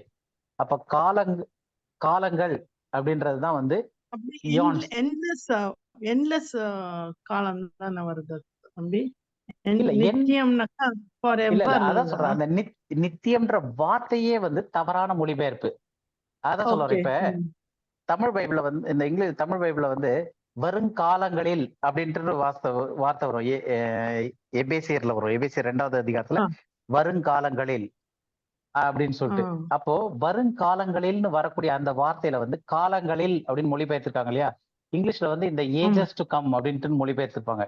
அதுல ஏஜஸ் அப்படின்றதும் காலங்களில் அப்படின்றதும் பன்மையை குறிக்கக்கூடிய 2 காலத்துக்கு, அதாவது ஒண்ணுக்கு மேற்பட்ட காலங்களை சொல்லும் போது சொல்ற வார்த்தை. அந்த வார்த்தையும் நித்தியம்னு மொழிபெயர்த்திருக்காங்க இல்லையா? அந்த வார்த்தையும் ஒரே வார்த்தை தான், இயான் அப்படின்னு சொல்லக்கூடிய ஒரே வார்த்தை. அப்போ ஒரு இடத்துல வந்து இவங்க நித்தியம்னு மொழிபெயர்த்திருக்காங்க. அந்த நித்தியம்னு போது நம்ம மைண்ட்ல என்ன வருதுன்னா, அதற்கு ஆரம்பமும் இல்ல முடிவும் இல்ல. அப்ப அதே வார்த்தை வந்து ஃபார் எவர்னு வந்துருது, முடிவே இல்லாததுன்ட்டு. ஆனா அதே வந்து காலங்கள் அப்படின்னு ஒரு சில இடத்துல மொழிபெயர்த்திருக்காங்க. அங்கேயும் வந்து அதே வார்த்தை தான் இருக்கு. அப்போ அங்க வரும்போது காலங்கள்னு மொழிபெயர்த்திருக்க இடத்துல வந்து அவங்க கரெக்டான மொழிபெயர்ப்பு பண்றாங்கன்னா, ஒண்ணு இங்க வந்து காலம்னு போட்டிருக்கணும், இல்லைன்னா அங்க நித்தியங்கள்னு போட்டிருக்கணும். அப்ப அவங்களுக்கு லாஜிக்கலா இடிக்கிறனால அங்க வந்து காலங்கள்னு போட்டுக்கிட்டாங்க, இங்க நித்தியம்னு போட்டாங்க. அப்படி நிறைய டிரான்ஸ்லேஷன் பிரச்சனைகள் இருக்கு அதுல. அப்ப நித்தியம் அப்படின்ற வார்த்தையே வந்து நித்தியமாயின்னு போட்டாங்க அந்த இடத்துக்கு. 2 இடத்துல 2 இதா வர்றத. அப்போ ஒரு நித்தியம் முடிஞ்சாதான் அடுத்த நித்தியம் வர முடியும். நித்தியத்தின் நித்தியங்கள் அப்படின்ற மாதிரி அர்த்தத்துல வருது. ஸோ நம்ம வந்து தனியா இயானியன் ஸ்டடீஸ்ல படிப்போம், இது இப்ப கன்ஃபியூஸ் பண்ண வேண்டாம். ஆனா ராஜ்யம், இந்த கார்த்திகன் கிட்ட மாதிரி அந்த ராஜ்யம் என்ன அப்படின்னா, அந்த 1000 வருஷ அரசாட்சின்றது வந்து ஒரு ஓலாம் இல்லாட்டி ஒரு இயான் அப்படின்னு சொல்லக்கூடியது. அந்த வார்த்தையை வந்து நித்தியம்னு மொழிபெயர்த்திருக்காங்க. ஆனா கரெக்டா மொழிபெயர்க்கணும்னா காலம், ஒரு காலம் அப்படின்னும் போது அதற்கு ஒரு துவக்கம் உண்டு. எங்க துவங்குதுன்னா ஆண்டவருடைய 2ஆம் வருகையில, இயேசு கிறிஸ்துனுடைய 2ஆம் வருகையில அது தொடங்குது. அந்த யுகம், யான் அப்படின்னு சொல்றது வந்து நம்ம தமிழ்ல இன்னும் சரியா மொழிபெயர்க்கணும்னா யுகம்ன்ற வார்த்தை கூட சொல்லலாம். அந்த காலங்கள்ன்ற வரக்கூடிய வார்த்தைக்கு அந்த காலம்ன்றதுக்கு வந்து யுகம்னாலும் சரி, அதுக்கு ஒரு ஸ்டார்டிங் டைம் இருக்கு, ஒரு எண்டிங் டைம் இருக்கு. அப்ப அந்த 1000 வருஷ அரசாட்சின்னு சொல்லும் போதே அது எத்தனை வருஷத்துக்கான பீரியட் ஆஃப் டைம் வருதுன்னா 1000 வருஷ அரசாட்சி. அப்போ 1000 வருஷம் அது இருக்கு. அப்ப அந்த 1000 வருஷத்தை வந்து இவங்க வந்து யுகம் அப்படின்னு போட்டிருக்கலாம், அதுக்கு பதிலாக நித்தியம் அப்படின்னு போட்டாங்க. ஏன்னா அந்த 1000 வருஷம் முடிச்ச பிறகு அதுக்கப்புறம் புதிய வானம் புதிய பூமின்னு வரக்கூடியது அடுத்த ஒரு காலம் வருது. அப்ப நித்தியம்ன்றது அது வேற வார்த்தை இருக்கு, அது நம்ம தனியா படிப்போம். அது இயானியன் ஸ்டடீஸ் படிக்கும் போது அது தனியா படிக்கலாம். இது வந்து அந்த 1000 வருஷ அரசாட்சி, அதுக்கப்புறம் புதிய வானம் புதிய பூமி இல்லாம தனித்தனியா தான் இருக்கு. அது அந்த மொழிபெயர்த்தினால நமக்கு அந்த நித்தியம்னும் போது அது என்றென்றைக்கும் இருக்கிற மாதிரி நமக்கு ஒரு தாட் வந்துருது. ஓகேவா கார்த்திகேயன்? Okay sir. வேற ஏதாவது இப்ப இந்த பாரடைஸ் அப்படின்னு இயேசு கிறிஸ்து உபயோகப்படுத்தினான்றது கிளியர் ஆயிடுச்சு இல்லையா? ஒரு ராஜ்யம் கேட்கும் போது. இல்ல அதுல ஏதாவது கேள்விகள் இருக்கா? கிளியரா இருக்கா? ஓகே, இப்ப நம்ம அடுத்த இதுக்கு போயிடலாம். இப்ப இந்த இதுல பிரச்சனை என்ன அப்படின்னு பார்த்தோம்னா, இந்த 2 காரியங்கள் பார்த்தோம். ஒண்ணு வந்து இயேசு கிறிஸ்து சிலுவையில அந்த மரித்த அந்த நாள்லயே பரதீசுக்கு அப்படின்னும் போது, பரதீசுன்றது தனியா ஒரு இடம் கிடையாது, அது வந்து ராஜ்யத்தை குறித்து தான் பேசுறாருன்னு பார்த்தோம். அப்ப அன்னைக்கு ராஜ்யத்துக்கு போனாரா? இல்ல, நிச்சயமா. ஏன்னா 2ஆம் வருகை இன்னும் வரல, ராஜ்யம் இன்னும் ஸ்தாபிக்கப்படல. அந்த கள்ளனும் அதே மாதிரி அன்னைக்கே ராஜ்யத்துக்கு போயிடானா? அப்ப இந்த 2 காரியங்களும் எப்படி நம்ம புரிஞ்சுக்கிறது? ஸோ அதை தெளிவா புரிஞ்சுக்கிறதுக்கு முதல் விஷயம் என்ன அப்படின்னா, நம்ம தெரிஞ்சுக்க வேண்டியது கிரேக்க மொழியில அந்த புதிய ஏற்பாடு எழுதப்பட்டுச்சு, பழைய ஏற்பாடு எபிரேய மொழியில் எழுதப்பட்டுச்சு. 2 மொழியிலுமே வந்து கேபிட்டல் லெட்டரோ பங்க்சுவேஷனோ இல்ல அதிகாரங்கள் இல்ல அந்த அதிகாரத்துல வரக்கூடிய வசன எண்கள் இது எதுவுமே கிடையாது. அப்படியே மொத்தமா தான் இருந்துச்சு. அப்போ அந்த காலகட்டத்துல அதை அப்படியே தான் வச்சு படிச்சாங்க.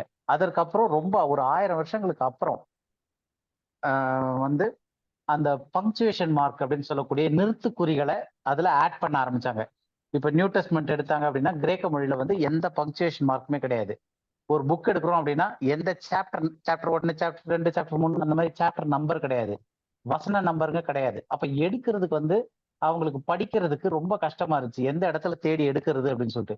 அப்ப இதை பர்டிகுலரா ஒருத்தர் வந்து இதுக்கு கரெக்டா வந்து சாப்டர் வைஸ் பிரிச்சாரு, அதே மாதிரி வேர்ஸ் பிரிச்சாரு. இதெல்லாம் வந்து ஒரு 1000 வருஷங்களுக்கு அப்புறம் செய்யப்பட்ட ஒரு காரியம். அப்ப அந்த டைம்ல தான் அவங்க வந்து பங்க்சுவேஷன் மார்க்கே சேர்க்கிறாங்க. பங்க்சுவேஷன் மார்க் முக்கியமா எதுக்கு பயன்படுத்தப்படுது அப்படின்னா, எங்க நம்ம நிறுத்துறோம், எங்க ஆரம்பிக்கிறோம் அப்படின்றது. ரெண்டாவது எதை எதோட சேர்த்துக்கலாம் அப்படின்னு சொல்லிட்டு படிக்கிறதுக்கு ஒரு ஈஸியா வரக்கூடியதுக்காக பங்க்சுவேஷன் மார்க் போடுவாங்க. இப்ப அந்த மாதிரி பங்க்சுவேஷன் மார்க்ல வந்து கரெக்ட் பண்ணி ஒரு 2-3 வெர்ஷன்ஸ் போட்டிருக்கேன். ஒரு வெர்ஷன் மட்டும் நான் படிக்கிறேன் அந்த கரெக்ட் பண்ணி வந்ததுல. அப்ப அந்த வெர்ஷன் படி அந்த பங்க்சுவேஷன் மார்க்ன்றது வந்து கமா, புள்ளி இதெல்லாமே தான் பங்க்சுவேஷன் மார்க்னு சொல்லுவாங்க. எங்க நிறுத்தணும், எங்க ஒரு கேப் விட்டு அடுத்தது இதோட சேர்த்து படிக்கணும் அப்படின்றது. அப்ப அந்த மாதிரி வரும்போது அந்த வசனத்தை எப்படி படிக்கலாம்னா, ஜீசஸ் செட் unto him அப்படின்னா இயேசு அவங்ககிட்ட சொன்னார். Truly I say unto you. அந்த பழைய இதுல கேஜேவில எல்லாம் எப்படி இருக்கும் அப்படின்னா, அந்த இதுல பார்த்தோம் அப்படின்னா, Jesus said unto him verily I say unto thee, comma போட்டுட்டு, அப்ப கமான்னும் போது கமாக்கு முன்னாடி வரைக்கும் தனியா நம்ம எடுத்துக்குவோம், கமாக்கு அப்புறம் உள்ளது இன்னொரு இதா எடுப்போம். Today shall there be with me in paradise அப்படின்னு சொல்லிட்டு. அப்ப என்ன எப்படி மொழிபெயர்ப்புல நமக்கு தமிழ்ல எப்படி மொழிபெயர்ப்பதுன்னா, ஏன்னா அந்த இங்கிலீஷ் தமிழ் மொழிபெயர்க்கும் போது நமக்கு அந்த இது தெரிஞ்சிருக்கும், தமிழ்ல பேசுறதுக்கும் இங்கிலீஷ்ல பேசுறதுக்கும் ஒரு காரியம். இங்கிலீஷ்ல பின்னாடி வர்றதை நம்ம தமிழ்ல முன்னாடி போடுவோம், முன்னாடி வர்றதை பின்னாடி போடுவோம், அந்த மாதிரி மாத்தி மாத்தி வரும் அந்த மொழிபெயர்ப்புல வரும்போது. அந்த மாதிரி இங்க சொல்லும் போது இயேசு அவனை நோக்கி அப்படின்னு போட்டு எப்படி இருந்து ஆரம்பிக்குதுன்னா, செகண்ட் லைன்ல இருந்து ஆரம்பிக்குது. இன்றைக்கு நீ என்னோடு கூட பரதேசில் இருப்பாய் என்று மெய்யாகவே உனக்கு சொல்லுகிறேன் என்றார். ஏன்னா இங்க மேல வந்து ஃபர்ஸ்ட் என்ன வருது, இன்னைக்கு உனக்கு மெய்யாவே சொல்றேன்றது வந்தது. Verily I say unto thee today thou shalt be with me in paradise. அப்ப இந்த விஷயம் புரியுது இல்லையா? இங்கிலீஷ்ல வர்றதுக்கும் தமிழ்ல வர்றதுக்கும், இங்கிலீஷ்ல வந்து எது பின்னாடி வருதோ தமிழ்ல மொழிபெயர்க்கும் போது அது முன்னாடி வந்துடும். இங்கிலீஷ்ல முன்னாடி இருக்கிறது வந்து தமிழ்ல பின்னாடி போயிடும். இப்ப இங்கிலீஷ்ல வந்து verily I say unto thee today அப்படின்றது வந்து இங்க தமிழ்ல மொழிபெயர்க்கும் போது பின்னாடி போயிடுச்சு. என்று மெய்யாகவே உனக்கு சொல்லுகிறேன் என்றார்னு பின்னாடி போயிடுச்சு. என்ன சொன்னார் அப்படின்றது வந்து இங்க பின்னாடி தான் வருது இங்கிலீஷ்ல. Today thou shalt be with me in paradise அப்படின்றது பின்னாடி வருது இங்கிலீஷ்ல. ஆனா தமிழ்ல எழுதும் போது இன்றைக்கு நீ என்னோடு கூட பரதீசில் இருப்பாய் அப்படின்னு ஃபர்ஸ்ட் அது வந்துருது. உங்களுக்கு இந்த ஒரு வித்தியாசம் புரியுது இல்லையா? இங்கிலீஷ் தமிழ் எப்படி மாறுது அப்படின்றது. இல்ல இன்னும் இதுல கொஞ்சம் கன்ஃபியூஷன் இருக்கா?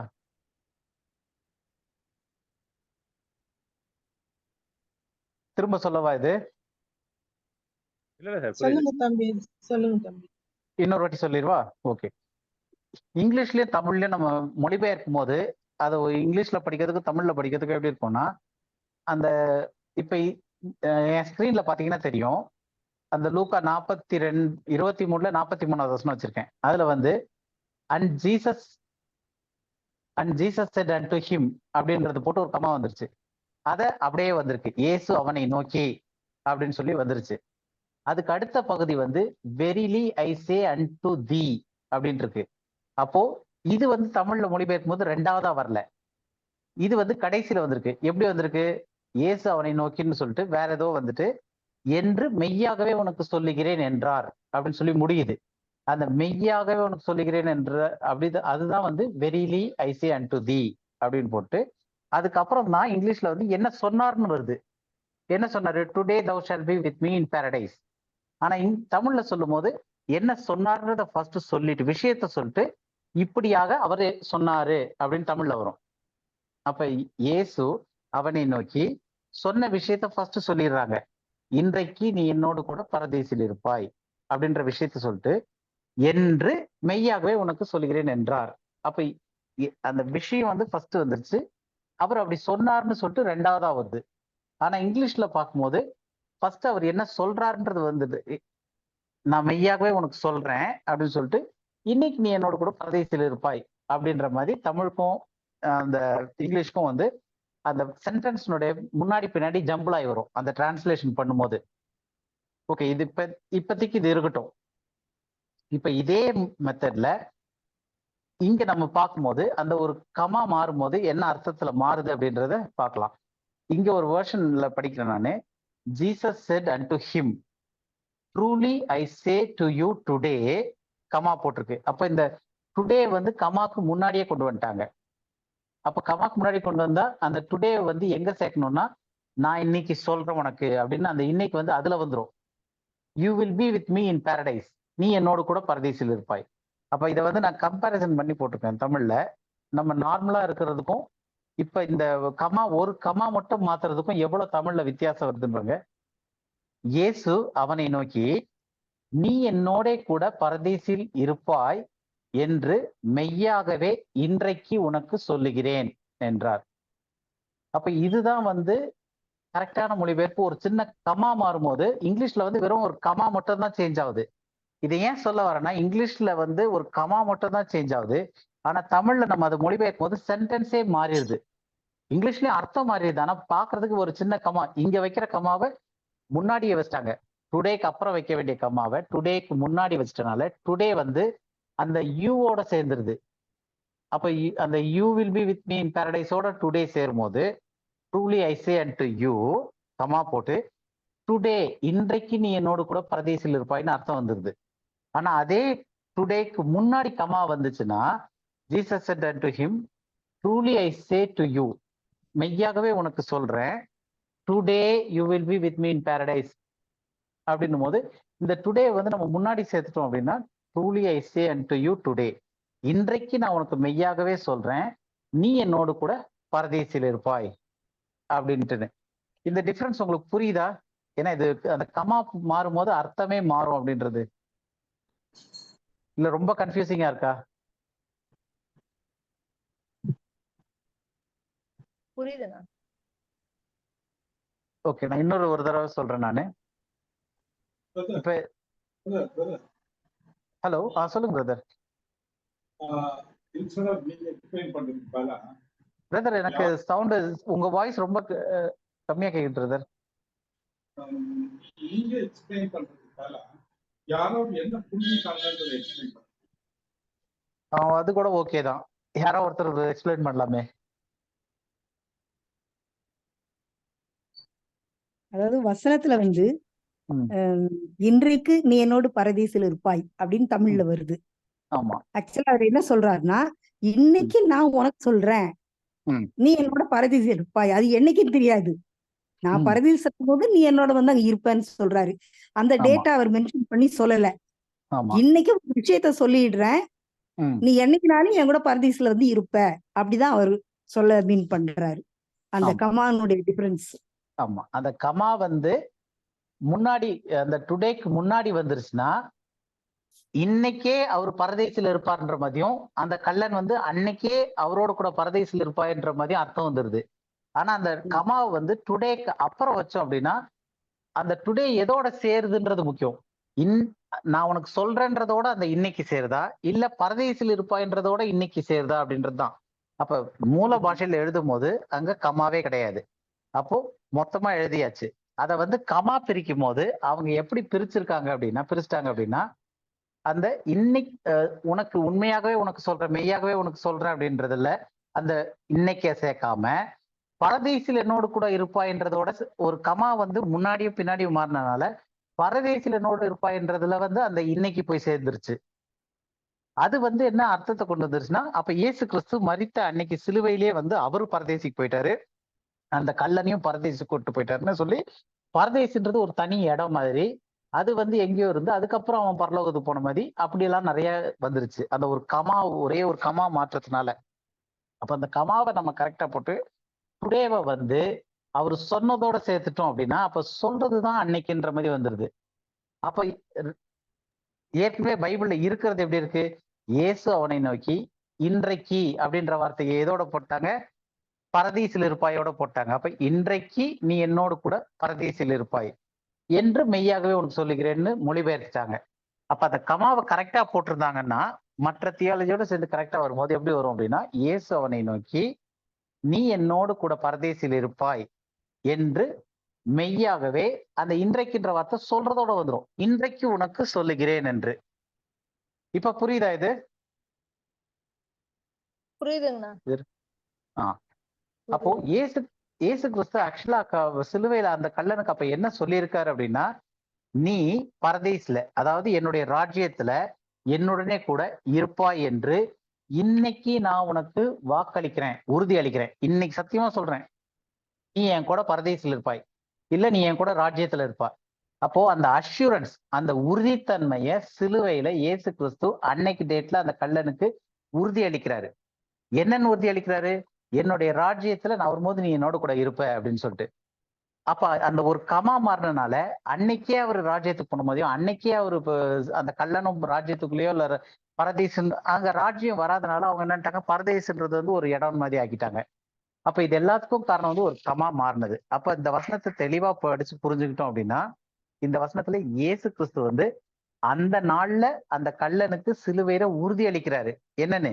நீ என்னோடு கூட, அதாவது என்னுடைய ராஜ்யத்தில் என்னோடு நீ இருப்பாய், பரதேசில் இருப்பாய் அப்படின்ட்டு அந்த சிலுவையில இருந்த கள்ளனுக்கு ஒரு அஷூரன்ஸ் அந்த கிங்டம்ல வரும்போது உறுதி அளிக்கிறாரு.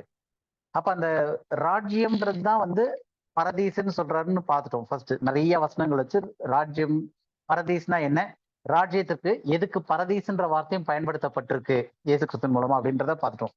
அப்ப சிலுவையில அன்னைக்கு நீ என்னோடு கூட ராஜ்யத்தில் வருவ அப்படின்னும் போது ராஜ்யம் இன்னும் வரவே இல்லை, 2ஆம் வருகை வரவே இல்லை. அப்ப ராஜ்யம் வரும்போதுதான் அந்த கள்ளன் வந்து நுழைவான் இதுல இயேசு கிறிஸ்துவோட.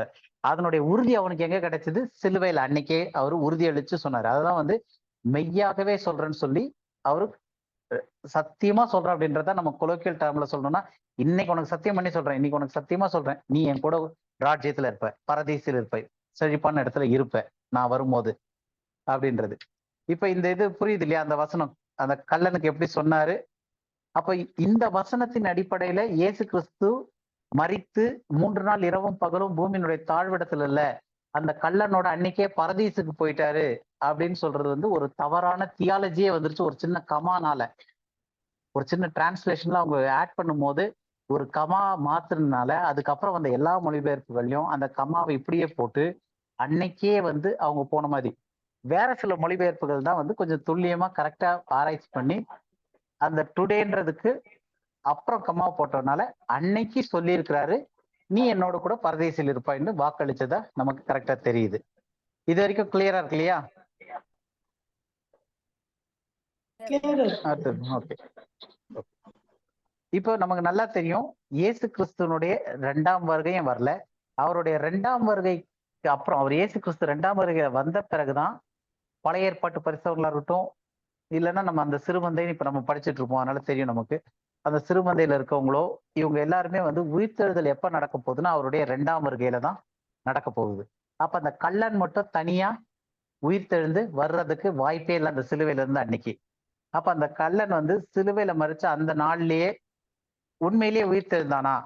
ஏன்னா இவங்க சொல்ற இது வந்து வெறும் அந்த கமா வந்து ஏன் இந்த பக்கம் இருந்து உண்மையிலேயே அப்படி போயிருந்தானா, அன்னைக்கு அவன் உயிர்த்தெழுந்தானா அப்படின்னு ஒரு கேள்வி வரக்கூடாது இல்லையா?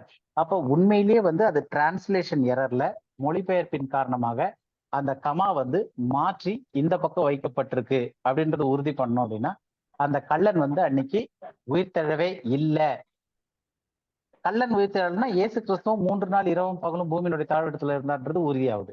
அப்ப அந்த கள்ளன் வந்து அன்னைக்கு அங்கதான் இருந்தாரு. உயிர்த்தெழலன்றதுக்கு எப்படி ப்ரூஃப் அப்படின்னா, தாவீது உயிர்த்தெழலன்னு சொல்லிட்டு இயேசு கிறிஸ்து உயிர்த்தெழுந்து 50 நாள் கழிச்சு பேதுரு பேசுறாரு. எடுத்து ஒரு வசனம் படிக்கலாம். அப்போஸ்தலர் 2வது அதிகாரம் 29வது வசனம். அப்போஸ்தலர் 2:29.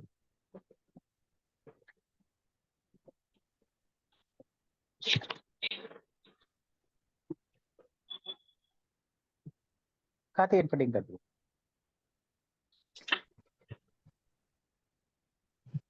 2:29. அப்போஸ்தலர் 2:29.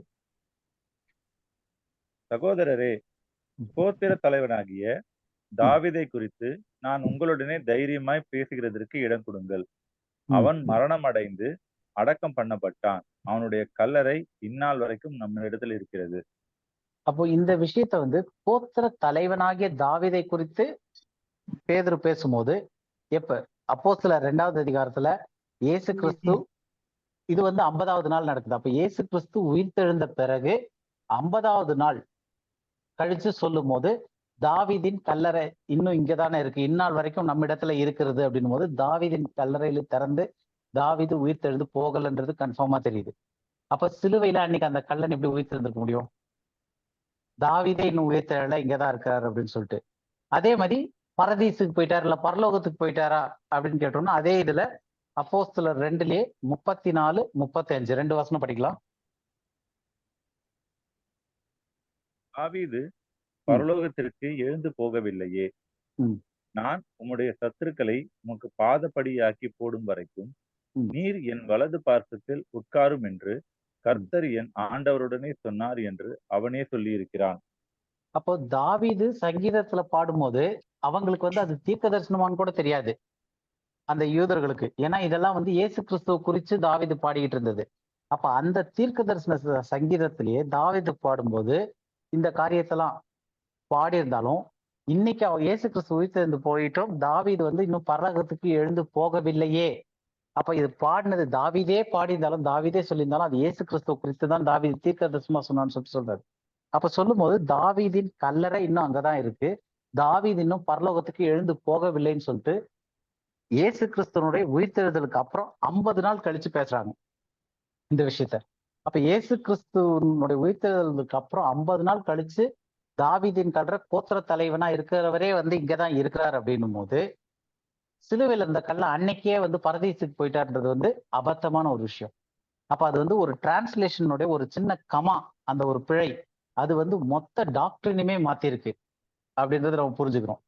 அப்போ எப்பதான் அவங்க எல்லாம் உயிர்த்தெழுந்து வராங்க அப்படின்னு பார்க்கும்போது ஒவ்வொருத்தரும் ஒவ்வொரு ஸ்டேஜ். நம்ம ஏற்கனவே இந்த வசனம் படிச்சிருக்கிறோம், ஒரே இது மட்டும் படிச்சிடலாம். 1 கொரிந்தியர் 15:23.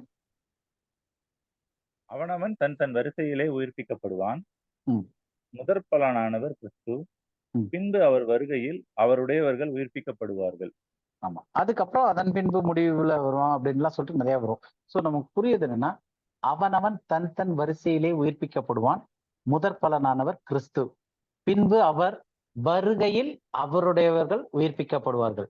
அப்ப தாவீதா இருக்கட்டும், யாரா இருக்கட்டும், அவருடைய வருகைன்னு சொல்லும் போது இது வந்து 2ஆம் வருகையை குறித்து பேசுது, ராஜ்யத்தை ஸ்தாபிக்க வரும்போது. அப்ப அங்க வரும்போது உயிர்ப்பிக்கப்படுவார்கள்னு சொல்லும் போது இந்த இதுலதான் அந்த கள்ளனும், சிலுவையில் அந்த கள்ளனும் உயிர்ப்பிக்கப்பட்டு ராஜ்யத்திற்குள்ள பிரவேசிக்க முடியுமே தவிர, அன்னைக்கு சிலுவையில அவங்க வந்து பிரவேசிக்கல. அதில் அங்க உயிர்த்தெழுந்து அவங்க தனியா ஒரு பரதீசுன்ற இடத்துக்கும் போகவே இல்லை.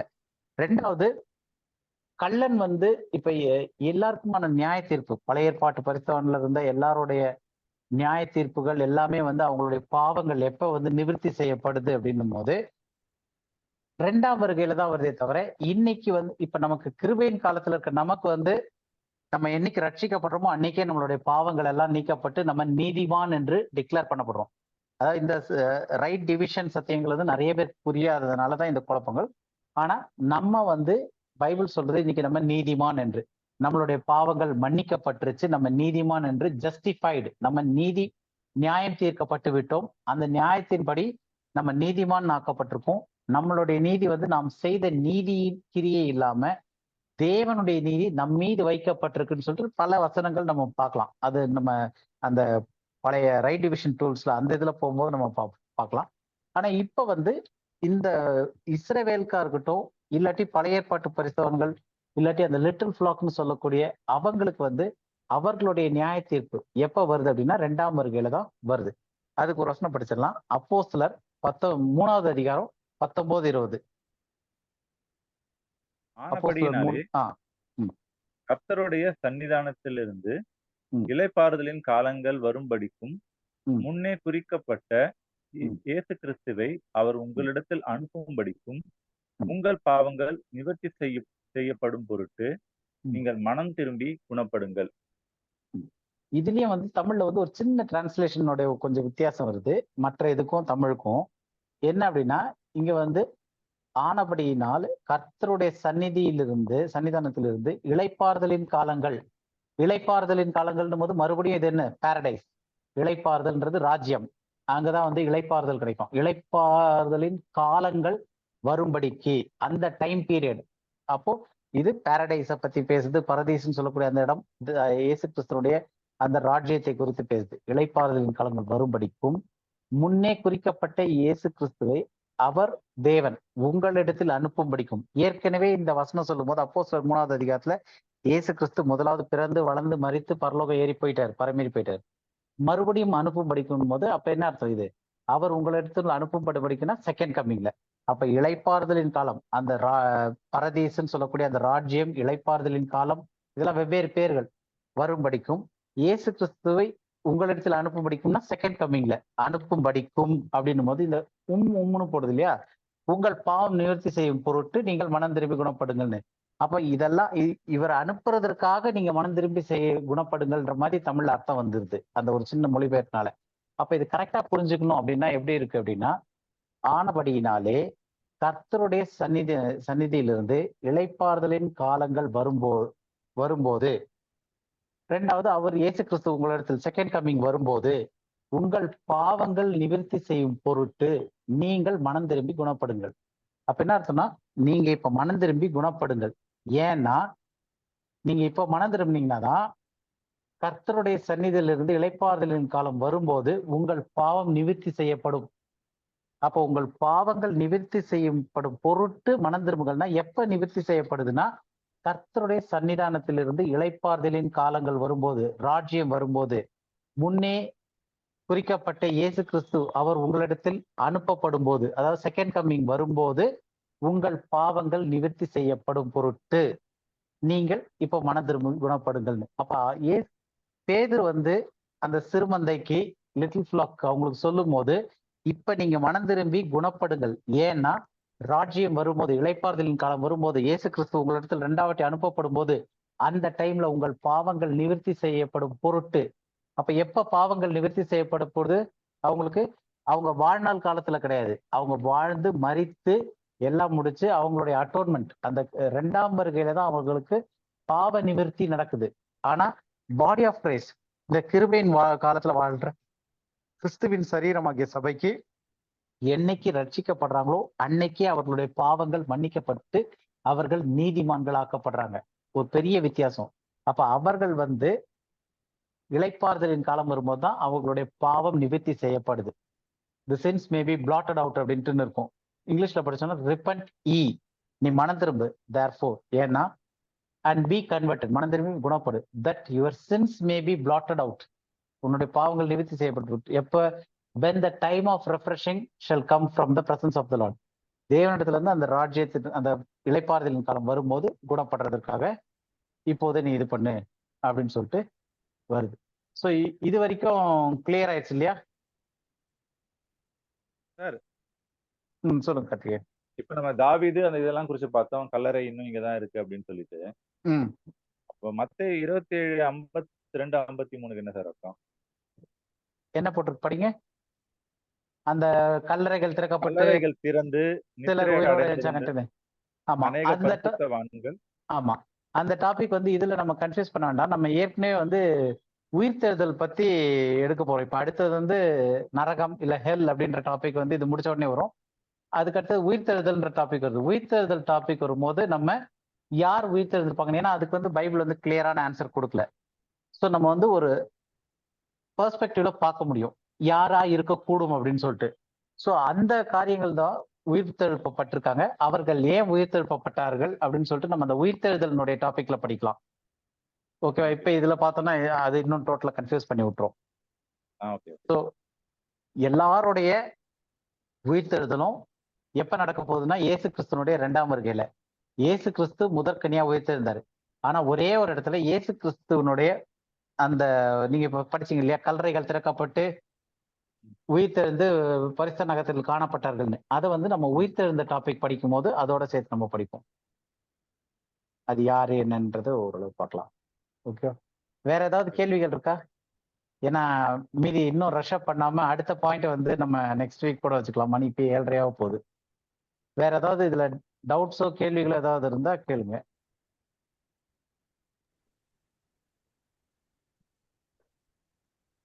இப்ப தெளிவா இருக்கா? அந்த கல்லனுக்கு சொன்னது இன்று நீ என்னோடு கூட பரதேசில் இருப்பாய் அப்படின்னு சொன்னது ஒரு மொழிபெயர்ப்பினால வந்தக்கூடிய ஒரு பிழை. அப்ப கரெக்டானது என்னன்னா ஓகே. ஏன்னா இன்னும் ஒரு 5 மினிட்ஸ் இருக்கு. அடுத்த ஒரே பாயிண்ட் தான் இருக்கு. அது முடிச்சிடலாமா இல்ல முடிச்சிடலாம் சார். முடிச்சிடலாமா? ஓகே. ஏன்னா இது ஒரு 5 மினிட்ஸ் சின்ன பாயிண்ட் தான் இது. இன்னொரு விஷயம் என்ன சொல்றாங்க அப்படின்னு பார்த்தோம்னா ஃபர்ஸ்ட் வந்து இந்த கல்லனுக்கு சொல்லும் போது இயேசு கிறிஸ்து வந்து நேரா பரலோகத்துக்கு போயிருந்தார் அப்படின்லாம் சொல்றாங்க. இன்னொரு விஷயம், அவர் 3 நாள் வந்து அவர் மரித்த உடனே அதுக்கு இடப்பட்ட நாள், அவர் மரித்ததுக்கும் உயிர்த்தெழுந்ததுக்கும் இடையில அவர் போய் காவலில் உள்ள ஆவிகளுக்கெல்லாம் பிரசங்கித்து வந்தார் அப்படின்னு சொல்லிட்டு, அதனால வந்து சொல்லும் போது அப்ப என்ன ஆகுதுன்னா இயேசு கிறிஸ்து உண்மையிலேயே அந்த மரணம் அப்படின்ற அந்த நிலைக்கு போகல. அவர் வந்து மரித்த பிறகு ஆக்டிவா வந்து எங்கேயோ காவலில் இருந்த ஆவிகளுக்கு எல்லாம் போய் பிரசங்கித்தார் அப்படின்னு சொல்லிட்டு அந்த ஒரு தாட் இருக்கனாலே இயேசு கிறிஸ்து உண்மையிலேயே மரிக்கல, இல்ல மரித்த உடனே அவர் வந்து மனிதர்கள் மரணம் அடையக்கூடிய அந்த நிலைக்கு போகல அப்படின்னு சொல்லிட்டு நிறைய பேர் யோசிக்கிறாங்க. அப்ப அந்த வசனத்தை படிச்சிடலாம் நம்ம. 1 பேதுரு 3வது அதிகாரம் 18-19 வசனம்.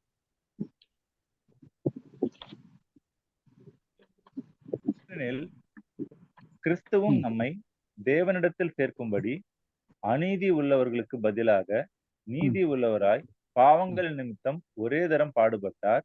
அவர் மாம்சத்திலே கொலையுண்டு ஆவியிலே உயிர்ப்பிக்கப்பட்டார்.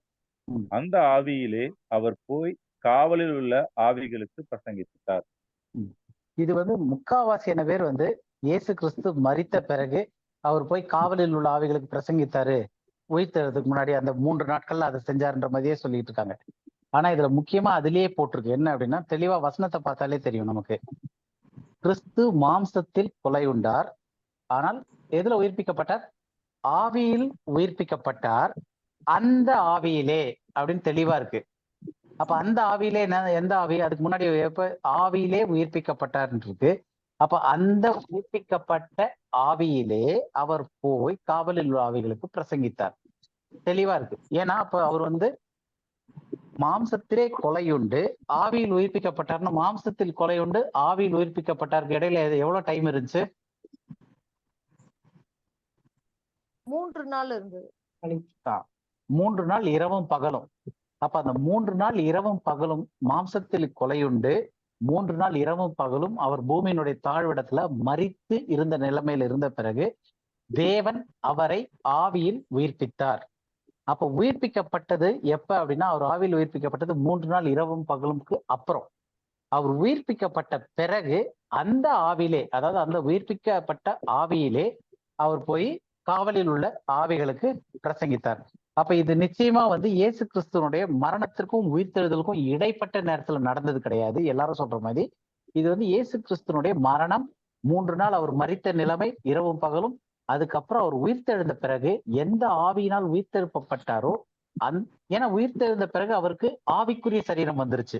அதுக்கு முன்னாடி வந்து மாம்சீக சரீரம், ஆதாம் வழியாக வந்து அந்த பாவ சாயலின் சரீரம் இருந்துச்சு, மாம்சீக சரீரம். அவர் உயிர்த்தெழுந்த பிறகு அந்த மாம்ச சரீரம் கிடையாது, அவர் வந்து ஆவிக்குரிய சரீரத்தை பெற்றுக்கொண்டார். அப்ப அந்த ஆவியின் சரீரம் இருக்கு, அவரு ஆவியில உயிர்ப்பிக்கப்பட்டிருக்காரு. அந்த ஆவியில போய் காவலில் உள்ள ஆவிகளுக்கு பிரசங்கித்தார் அப்படின்ட்டு. அப்ப இயேசு கிறிஸ்து 3 நாள் இரவும் பகலும் மனிதர்களை போலவே மரித்திருந்தாரு. அவரு மரித்த உடனே சிலுவையில இருந்து பரதீசுக்கும் போகல. அதே மாதிரி மரித்து உயிர்த்தெழுவதற்கு முன்னாடி போய் அந்த காவலில் உள்ள ஆவிகளுக்கு பிரசங்கித்து சுத்தி எடுத்துட்டுலாம் வரல. அப்ப நமக்கு தெளிவா தெரியுது, மரணம் அப்படின்றது வந்து ஒரு இன்ஆக்டிவான ஒரு விஷயம், ஒரு அன்சீன், காண முடியாத அந்த மாதிரி ஒரு நிலை. அந்த ஒரு நிலைக்கு எப்படின்னா பெயர் முதலாய் மறக்கப்பட்டு இயேசு கிறிஸ்துவுக்கு தான் யார் என்பதே தெரியாத மாதிரி அப்படி ஒரு நிலைக்கு. அப்போ அவரே எழுப்ப முடியாது, தேவன் அவரை உயிரோடு எழுப்பினார். அப்ப அந்த ஒரு நம்பிக்கை நமக்கு இன்னைக்கு வந்திருக்கு. மரணத்திலிருந்து எப்படி அவர் எழுப்பினாரோ அதே மாதிரி ஒவ்வொரு மனிதரும் அவர்களுடைய காரியங்களுக்கு ஏற்ற மாதிரி உயிர்த்தெழுப்பப்படுவார்கள் அப்படின்றதுதான் நம்மளுடைய நம்பிக்கையா இருக்கு. அப்ப இது வரைக்கும் கிளியர் ஆயிட்டு இருக்கோம். நெக்ஸ்ட் வீக் வந்து நம்ம மரணம் வந்து நல்லதா கெட்டதா அப்படின்றத ஆரம்பிச்சு பார்த்து, அதுக்கப்புறம் அதுல நிறைய பைபிள்ல இருக்க கன்ஃபியூசிங்கா இருக்கக்கூடிய பேசேஜஸ்லாம், அந்த மரணத்தை குறித்து குழப்பமா இருக்கக்கூடிய பகுதிகள்லாம் நம்ம வர 2-3 வாரத்துக்குள்ள டிஸ்கஸ் பண்ணிட்டு இந்த டாபிக் முடிக்கலாம். வேற ஏதாவது கேள்விகள் இருக்கா? இல்லைன்னா நம்ம ப்ரேயர் பண்ணிட்டு க்ளோஸ் பண்ணலாம். வேற ஏதாவது கேள்விகள் யாருக்காவது இருக்கா? எந்த ஆவிகளுக்கு பிரசங்கிச்சாரா? ஓகே, அது ஒரு தனி டாபிக். அது வந்து நோவாவின் காலத்துல மனம் திரும்புறதுக்கான பிரசங்கம் பண்ணிக்கிட்டு இருக்கும் போது மனம் திரும்பாத அந்த ஆவிகள் இருக்கு. அப்ப அது வந்து நம்ம இன்னொரு ஒரு டாபிக்கா நம்ம எடுத்து படிப்போம். டெஃபினட்டா இந்த ஒரு பேசேஜ்குள்ளேயே நம்ம படிப்போம். ஏன்னா ஒரு விஷயம் என்னன்னா, மனம் மரித்த பிறகு மனிதருடைய ஆவி எங்க போகுது? தேவனிடத்துக்கு.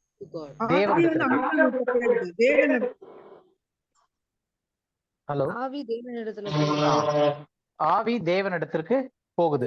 அப்ப ஆவி தேவனிடத்திற்கு போகுது அப்படின்னா, அப்ப நோவாவின் காலத்துல மரித்தவர்களுடைய ஆவி தேவனிடத்திற்கு தானே போயிருக்கணும், மரித்தவர்களுடைய ஆவி. ஆனா இங்க வந்து காவலில் உள்ள ஆவிகளுக்கு, நோவாவின் காலத்தில் பசங்க போது காவலில் இருந்த ஆவிகளுக்கு அப்படின்றாரு. அதனால இந்த டாபிக் வந்து நம்ம தனியாவே ஒரு சண்டே நம்ம இந்த டெத்தோட வரும்போதே நம்ம சேர்த்து படிச்சுக்கலாம். ஏன்னா இது ஒரு இதுல புரிய வைக்க முடியாது, கொஞ்சம் ஆழமா போகணும். இது அதோட சேர்த்து நம்ம புரிஞ்சுக்கலாம்.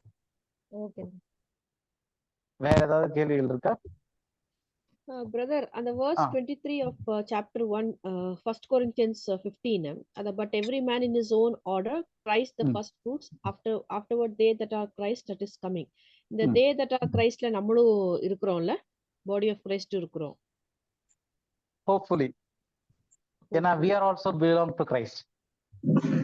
Okay. ஆனா when பவுல் வந்து 1 Corinthians எழுதும் போது அவருடைய ஃபோக்கஸ் வந்து டு த லிட்டில் ஃப்ளாக், திருமந்தைக்கு தான் இருந்துச்சே தவிர அவருக்கு வந்து பாடி ஆஃப் கிரைஸ்ட் பத்தியோ அந்த ஃபுல் ரெவலேஷன் அவருக்கு வரல. He had progressive revelation. அவருக்கு படிப்படியான வெளிப்பாடுகள் தான் வந்துகிட்டு இருந்துச்சு. அப்ப அவருடைய ஃபோக்கஸே யாருக்கு எழுதுறாரு அப்படின்னா, வேத வாக்கியங்களின்படி தீர்க்க தரிசனம் தெரிந்தவர்களுக்கு அதை விளக்குறாரு. முதலாவது கிறிஸ்து முதற்கனி, பின்பு அவருடையவர்கள் அப்படின்னும் போது அவருடைய வருகையில் அப்படின்னு சொல்லிட்டு. அப்ப அதுலயே வந்து மோஸ்ட் ப்ராபபிலி நம்மளும் அந்த ஒரு இதுல வர்றதுக்கான வாய்ப்பு இருக்கு. ஏன்னா அது வந்து தெளிவான கிளியரான வசனங்கள் எதுவுமே அது கிடையாது. அப்ப நம்ம வந்து ப்ராபபிலிட்டிஸ் தான் பார்க்க முடியும். அப்ப கிறிஸ்துவுக்குள் மரித்தவர்கள் அப்படின்னும் போது சிறுமந்தையும் கிறிஸ்துவுக்குள் மரிக்குது, நாமும் கிறிஸ்துவுக்குள் தான் மரிக்கிறோம். ஆனா பழைய ஏற்பாட்டு பரிசுத்தவான்கள் கிறிஸ்துவுக்குள் மரித்தவர்கள் கிடையாது. ஏன்னா அவர்களுக்கு வந்து கிறிஸ்து மரித்ததுக்கு அப்புறம் மரித்தவர்கள் கிடையாது. ஸோ அந்த மாதிரி சில டிஃபரன்சஸ் இருக்கு, நம்ம அதையும் படிக்கலாம். ஆனா இந்த இதுல வந்து ஹோப்ஃபுல்லி நம்மளும் வந்து அந்த இதுலதான் இருப்போம் அநேகமா. Okay, thanks. ஓகே சார், யாராவது ப்ரேயர் பண்ணிட்டு க்ளோஸ் பண்ணலாமா? அண்ணா சார், இப்போ அவங்க சொல்லுங்க. லிட்டில் பிளாக் வந்து இப்போ உயிர் தெரிந்து அவங்க வந்து அந்த ராஜ்யத்துக்கு வருவாங்க, நாம ராஜ்யத்துக்கு வர மாட்டோம். அவர்களுடைய டெஸ்டினேஷன் ஆதி முதலாக சொல்லிட்டு இருந்தது வந்து ராஜ்யம். பவுலுக்கு பின்னாடி பாடி ஆஃப் கிரைஸ்ட் வரும்போது அவருக்கு தேவனுக்குள் மறைத்து வைக்கப்பட்ட அந்த ரகசியத்தை சொல்லும் போது இந்த பாடி ஆஃப் கிரைஸ்ட்னு ஒண்ணு சொல்லி, இந்த பாடி ஆஃப் கிரைஸ்ட் டெஸ்டினேஷன் வந்து பரலோகத்துல இருக்கு.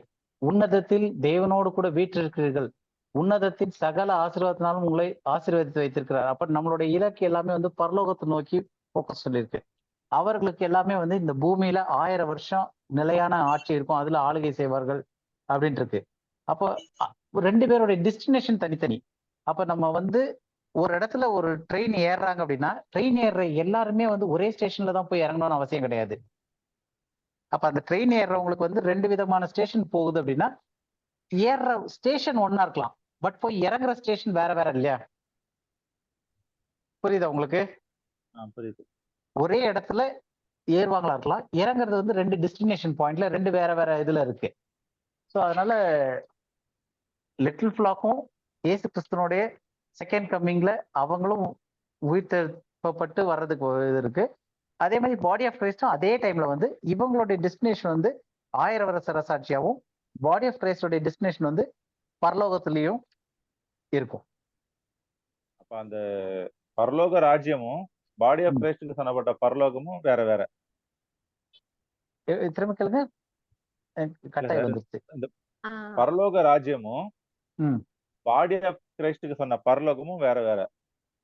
பரலோக ராஜ்யம்ன்றது வந்து நீங்க மத்தேயுல படிச்சு பாத்தீங்கன்னா, அந்த பரமண்டல ஜெபம் இருக்குல்ல, உம்முடைய ராஜ்யம் வருவதாக, உம்முடைய சித்தம் பரமண்டலத்தில் எப்படி செய்யப்படுதோ அப்படி எங்க செய்யப்படணும், பூமியிலும் செய்யப்படுவதாக. அப்போ பரலோக ராஜ்யம்னு சொல்றதே வந்து பரலோகத்துல இருக்கிற ராஜ்யம் இல்ல, பரலோகத்துல இருக்கிற மாதிரியே அந்த ராஜ்யம் பூமியில வந்து பூமியில ஸ்தாபிக்கப்படணும். அது பரலோக ராஜ்யம். பரலோகம்ன்றது வந்து நம்மளுடைய குடியிருப்போ பரலோகத்துல இருக்கு அப்படின்றாரு. நம்ம உன்னதங்களிலே சகல ஆசீர்வாதத்தினால நிரப்பி வச்சிருக்காரு. நம்ம இங்க இருக்க போறதா இருந்துச்சுன்னா ஆசீர்வாதம் மொத்தத்தையும் உன்னதத்துல வச்சிருந்தாருன்னா நம்ம என்ன பண்ண போறோம் அங்க இங்க இருந்துகிட்டு? அப்போ பாடி ஆஃப் கிரைஸ்டுக்கு வந்து டெஸ்டினேஷன் வந்து ஹெவன்லீஸ்ல வச்சிருக்காரு. இங்க வந்து டெஸ்டினேஷன் வந்து இவங்களுக்கு பரலோக ராஜ்யம்னு சொல்றதும் சரி, 1000 சாட்சின்னு சொல்றதும் சரி, இந்த பூமியில நடக்க போற ஒரு விஷயமா இருக்கு. அப்ப நம்ம பாத்துக்க மாட்டோம்ல சார், நம்ம யோவான பார்க்க மாட்டோம். ஓகே யோவான் உங்க தாத்தாவா? ஓகே இருதயத்துக்கு ஏத்தவராச்சு ஏசப்பாக்கு, அதனால நமக்கும் ஒரு இருதயத்தோட டைம் ஆயிடுச்சுன்னு நினைக்கிறேன். நம்ம யாராவது ஒருத்தர் ப்ரேயர் பண்ணிட்டு க்ளோஸ் பண்ணிடலாம். ஏன்னா எல்லாரும் அடுத்த மீட்டிங் கூட போவாங்க, சுத்திடலாம். யாராவது ஒருத்தர் ப்ரேயர் பண்ணுங்க.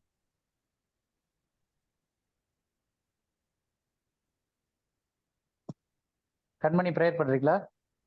பண்றேங்க. ஸ்தோத்திரம் ஆண்டவரே, ஸ்தோத்திரிக்கிற தகப்பனை துதிக்கிறோம்ப்பா. இதோ இந்த மாலை வேலைக்காக நன்றி செலுத்துகிற ஆண்டவரே, தாமே ஆண்டவரே, எங்களுக்கு ஆண்டவரே மரணத்தை குறித்தும் ஆண்டவரே ஸ்தோத்திரப்பா, எல்லா காரியத்தை கொடுத்தும் நீங்க பேசி நிற்கீங்க. அதுக்காக நன்றி தகப்பனே. அப்பா ஏசப்பா ஸ்தோத்திரம் ஆண்டவரே, ஸ்தோத்திரப்பா. அப்பா கல்லனுக்கு ஆண்டவரே இன்றைக்கு பரதேசியில் இருப்பாய் என்று ஆண்டவரே உறுதி கொடுத்த நாளை ஆண்டவரே எங்களுக்கு தியாலஜி பிரகாரம் ஆண்டவரே மாற்றப்பட்டதை எங்களுக்கு தெளிவாக விளக்கினீர் ஆண்டவரே. அதற்காக உமக்கு நன்றி செலுத்துகிற தகப்பனே. அதே போல ஆண்டவரே ஒவ்வொரு காரியத்திலும் எங்களுக்கு ஆண்டவரே தெளிவை தருபடியாக ஜெபிக்கிற ஆண்டவரே, ஒரு வேத வாக்கியங்களும் ஆண்டவரே எங்கள் இருதயம் என்னும் பலகையில எழுத நீங்கள் கிருபை செய்யும்படியாக ஜெபிக்கிற ஆண்டவரே. அப்பா ஸ்தோத்திரம் அப்பா. இந்த இருக்கின்ற நாட்கள் முழுவதும் ஆண்டவரே அப்பா உங்களுடைய வார்த்தையை தியானிக்க எங்களுக்கு கொடுத்த கிருபைக்காக நன்றி செலுத்துகிற ஆண்டவரே. அப்பா எவ்வளவு பிரச்சனைகள் எவ்வளவு பாடுகள் இருந்தாலும் ஆண்டவரே உங்களுடைய வார்த்தையில எங்களை கவனம் செலுத்த நீங்க கிருபை செய்யும்படியாக ஜெபிக்கிற ஆண்டவரே. உலக காரியங்களிலும் உலக போராட்டங்களிலும் ஆண்டவரே நாங்கள் ஆண்டவரே வேதனைக்கு உள்ளானாலும் ஆண்டவரே நம்முடைய வார்த்தை எங்களை தேர்ச்சி ஒவ்வொரு காரியத்திலும் எங்களை வழிநடத்தி வருகிற கிருபைக்காக நன்றி செலுத்துகிற ஆண்டவரே. அப்பா ஆண்டவரே உலகத்தில் இருந்தாலும் ஆண்டவரே உலகத்தில் உள்ளவர்களைப் போல ஆண்டவரை இல்லாதபடிக்கு எங்களுக்கு உம்முடைய எங்கள் கண்களை திறந்ததற்காக உமக்கு நன்றி செலுத்துகிற ஆண்டவரே. அப்பா எங்க கூட இருக்கிறவங்களுக்கும் அதே மாதிரி ஒரு இருதயத்தை ஆண்டவரே மனக்கண்களை திறக்க நீங்க கிருபை செய்யுங்க ஏசப்பா. அப்பா எல்லாரையும் அது கருத்துல ஒப்பு கொடுக்குற ஆண்டவரே.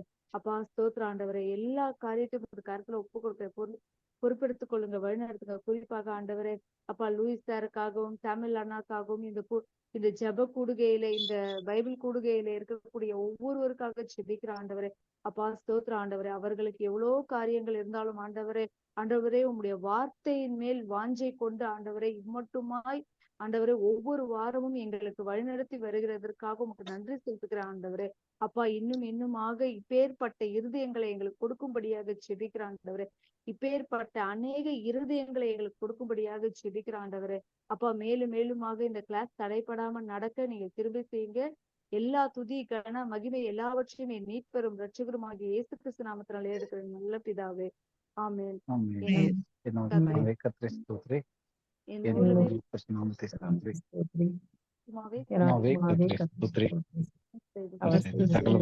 சகல உபகாரங்களையும் மறவாதே. Praise the Lord.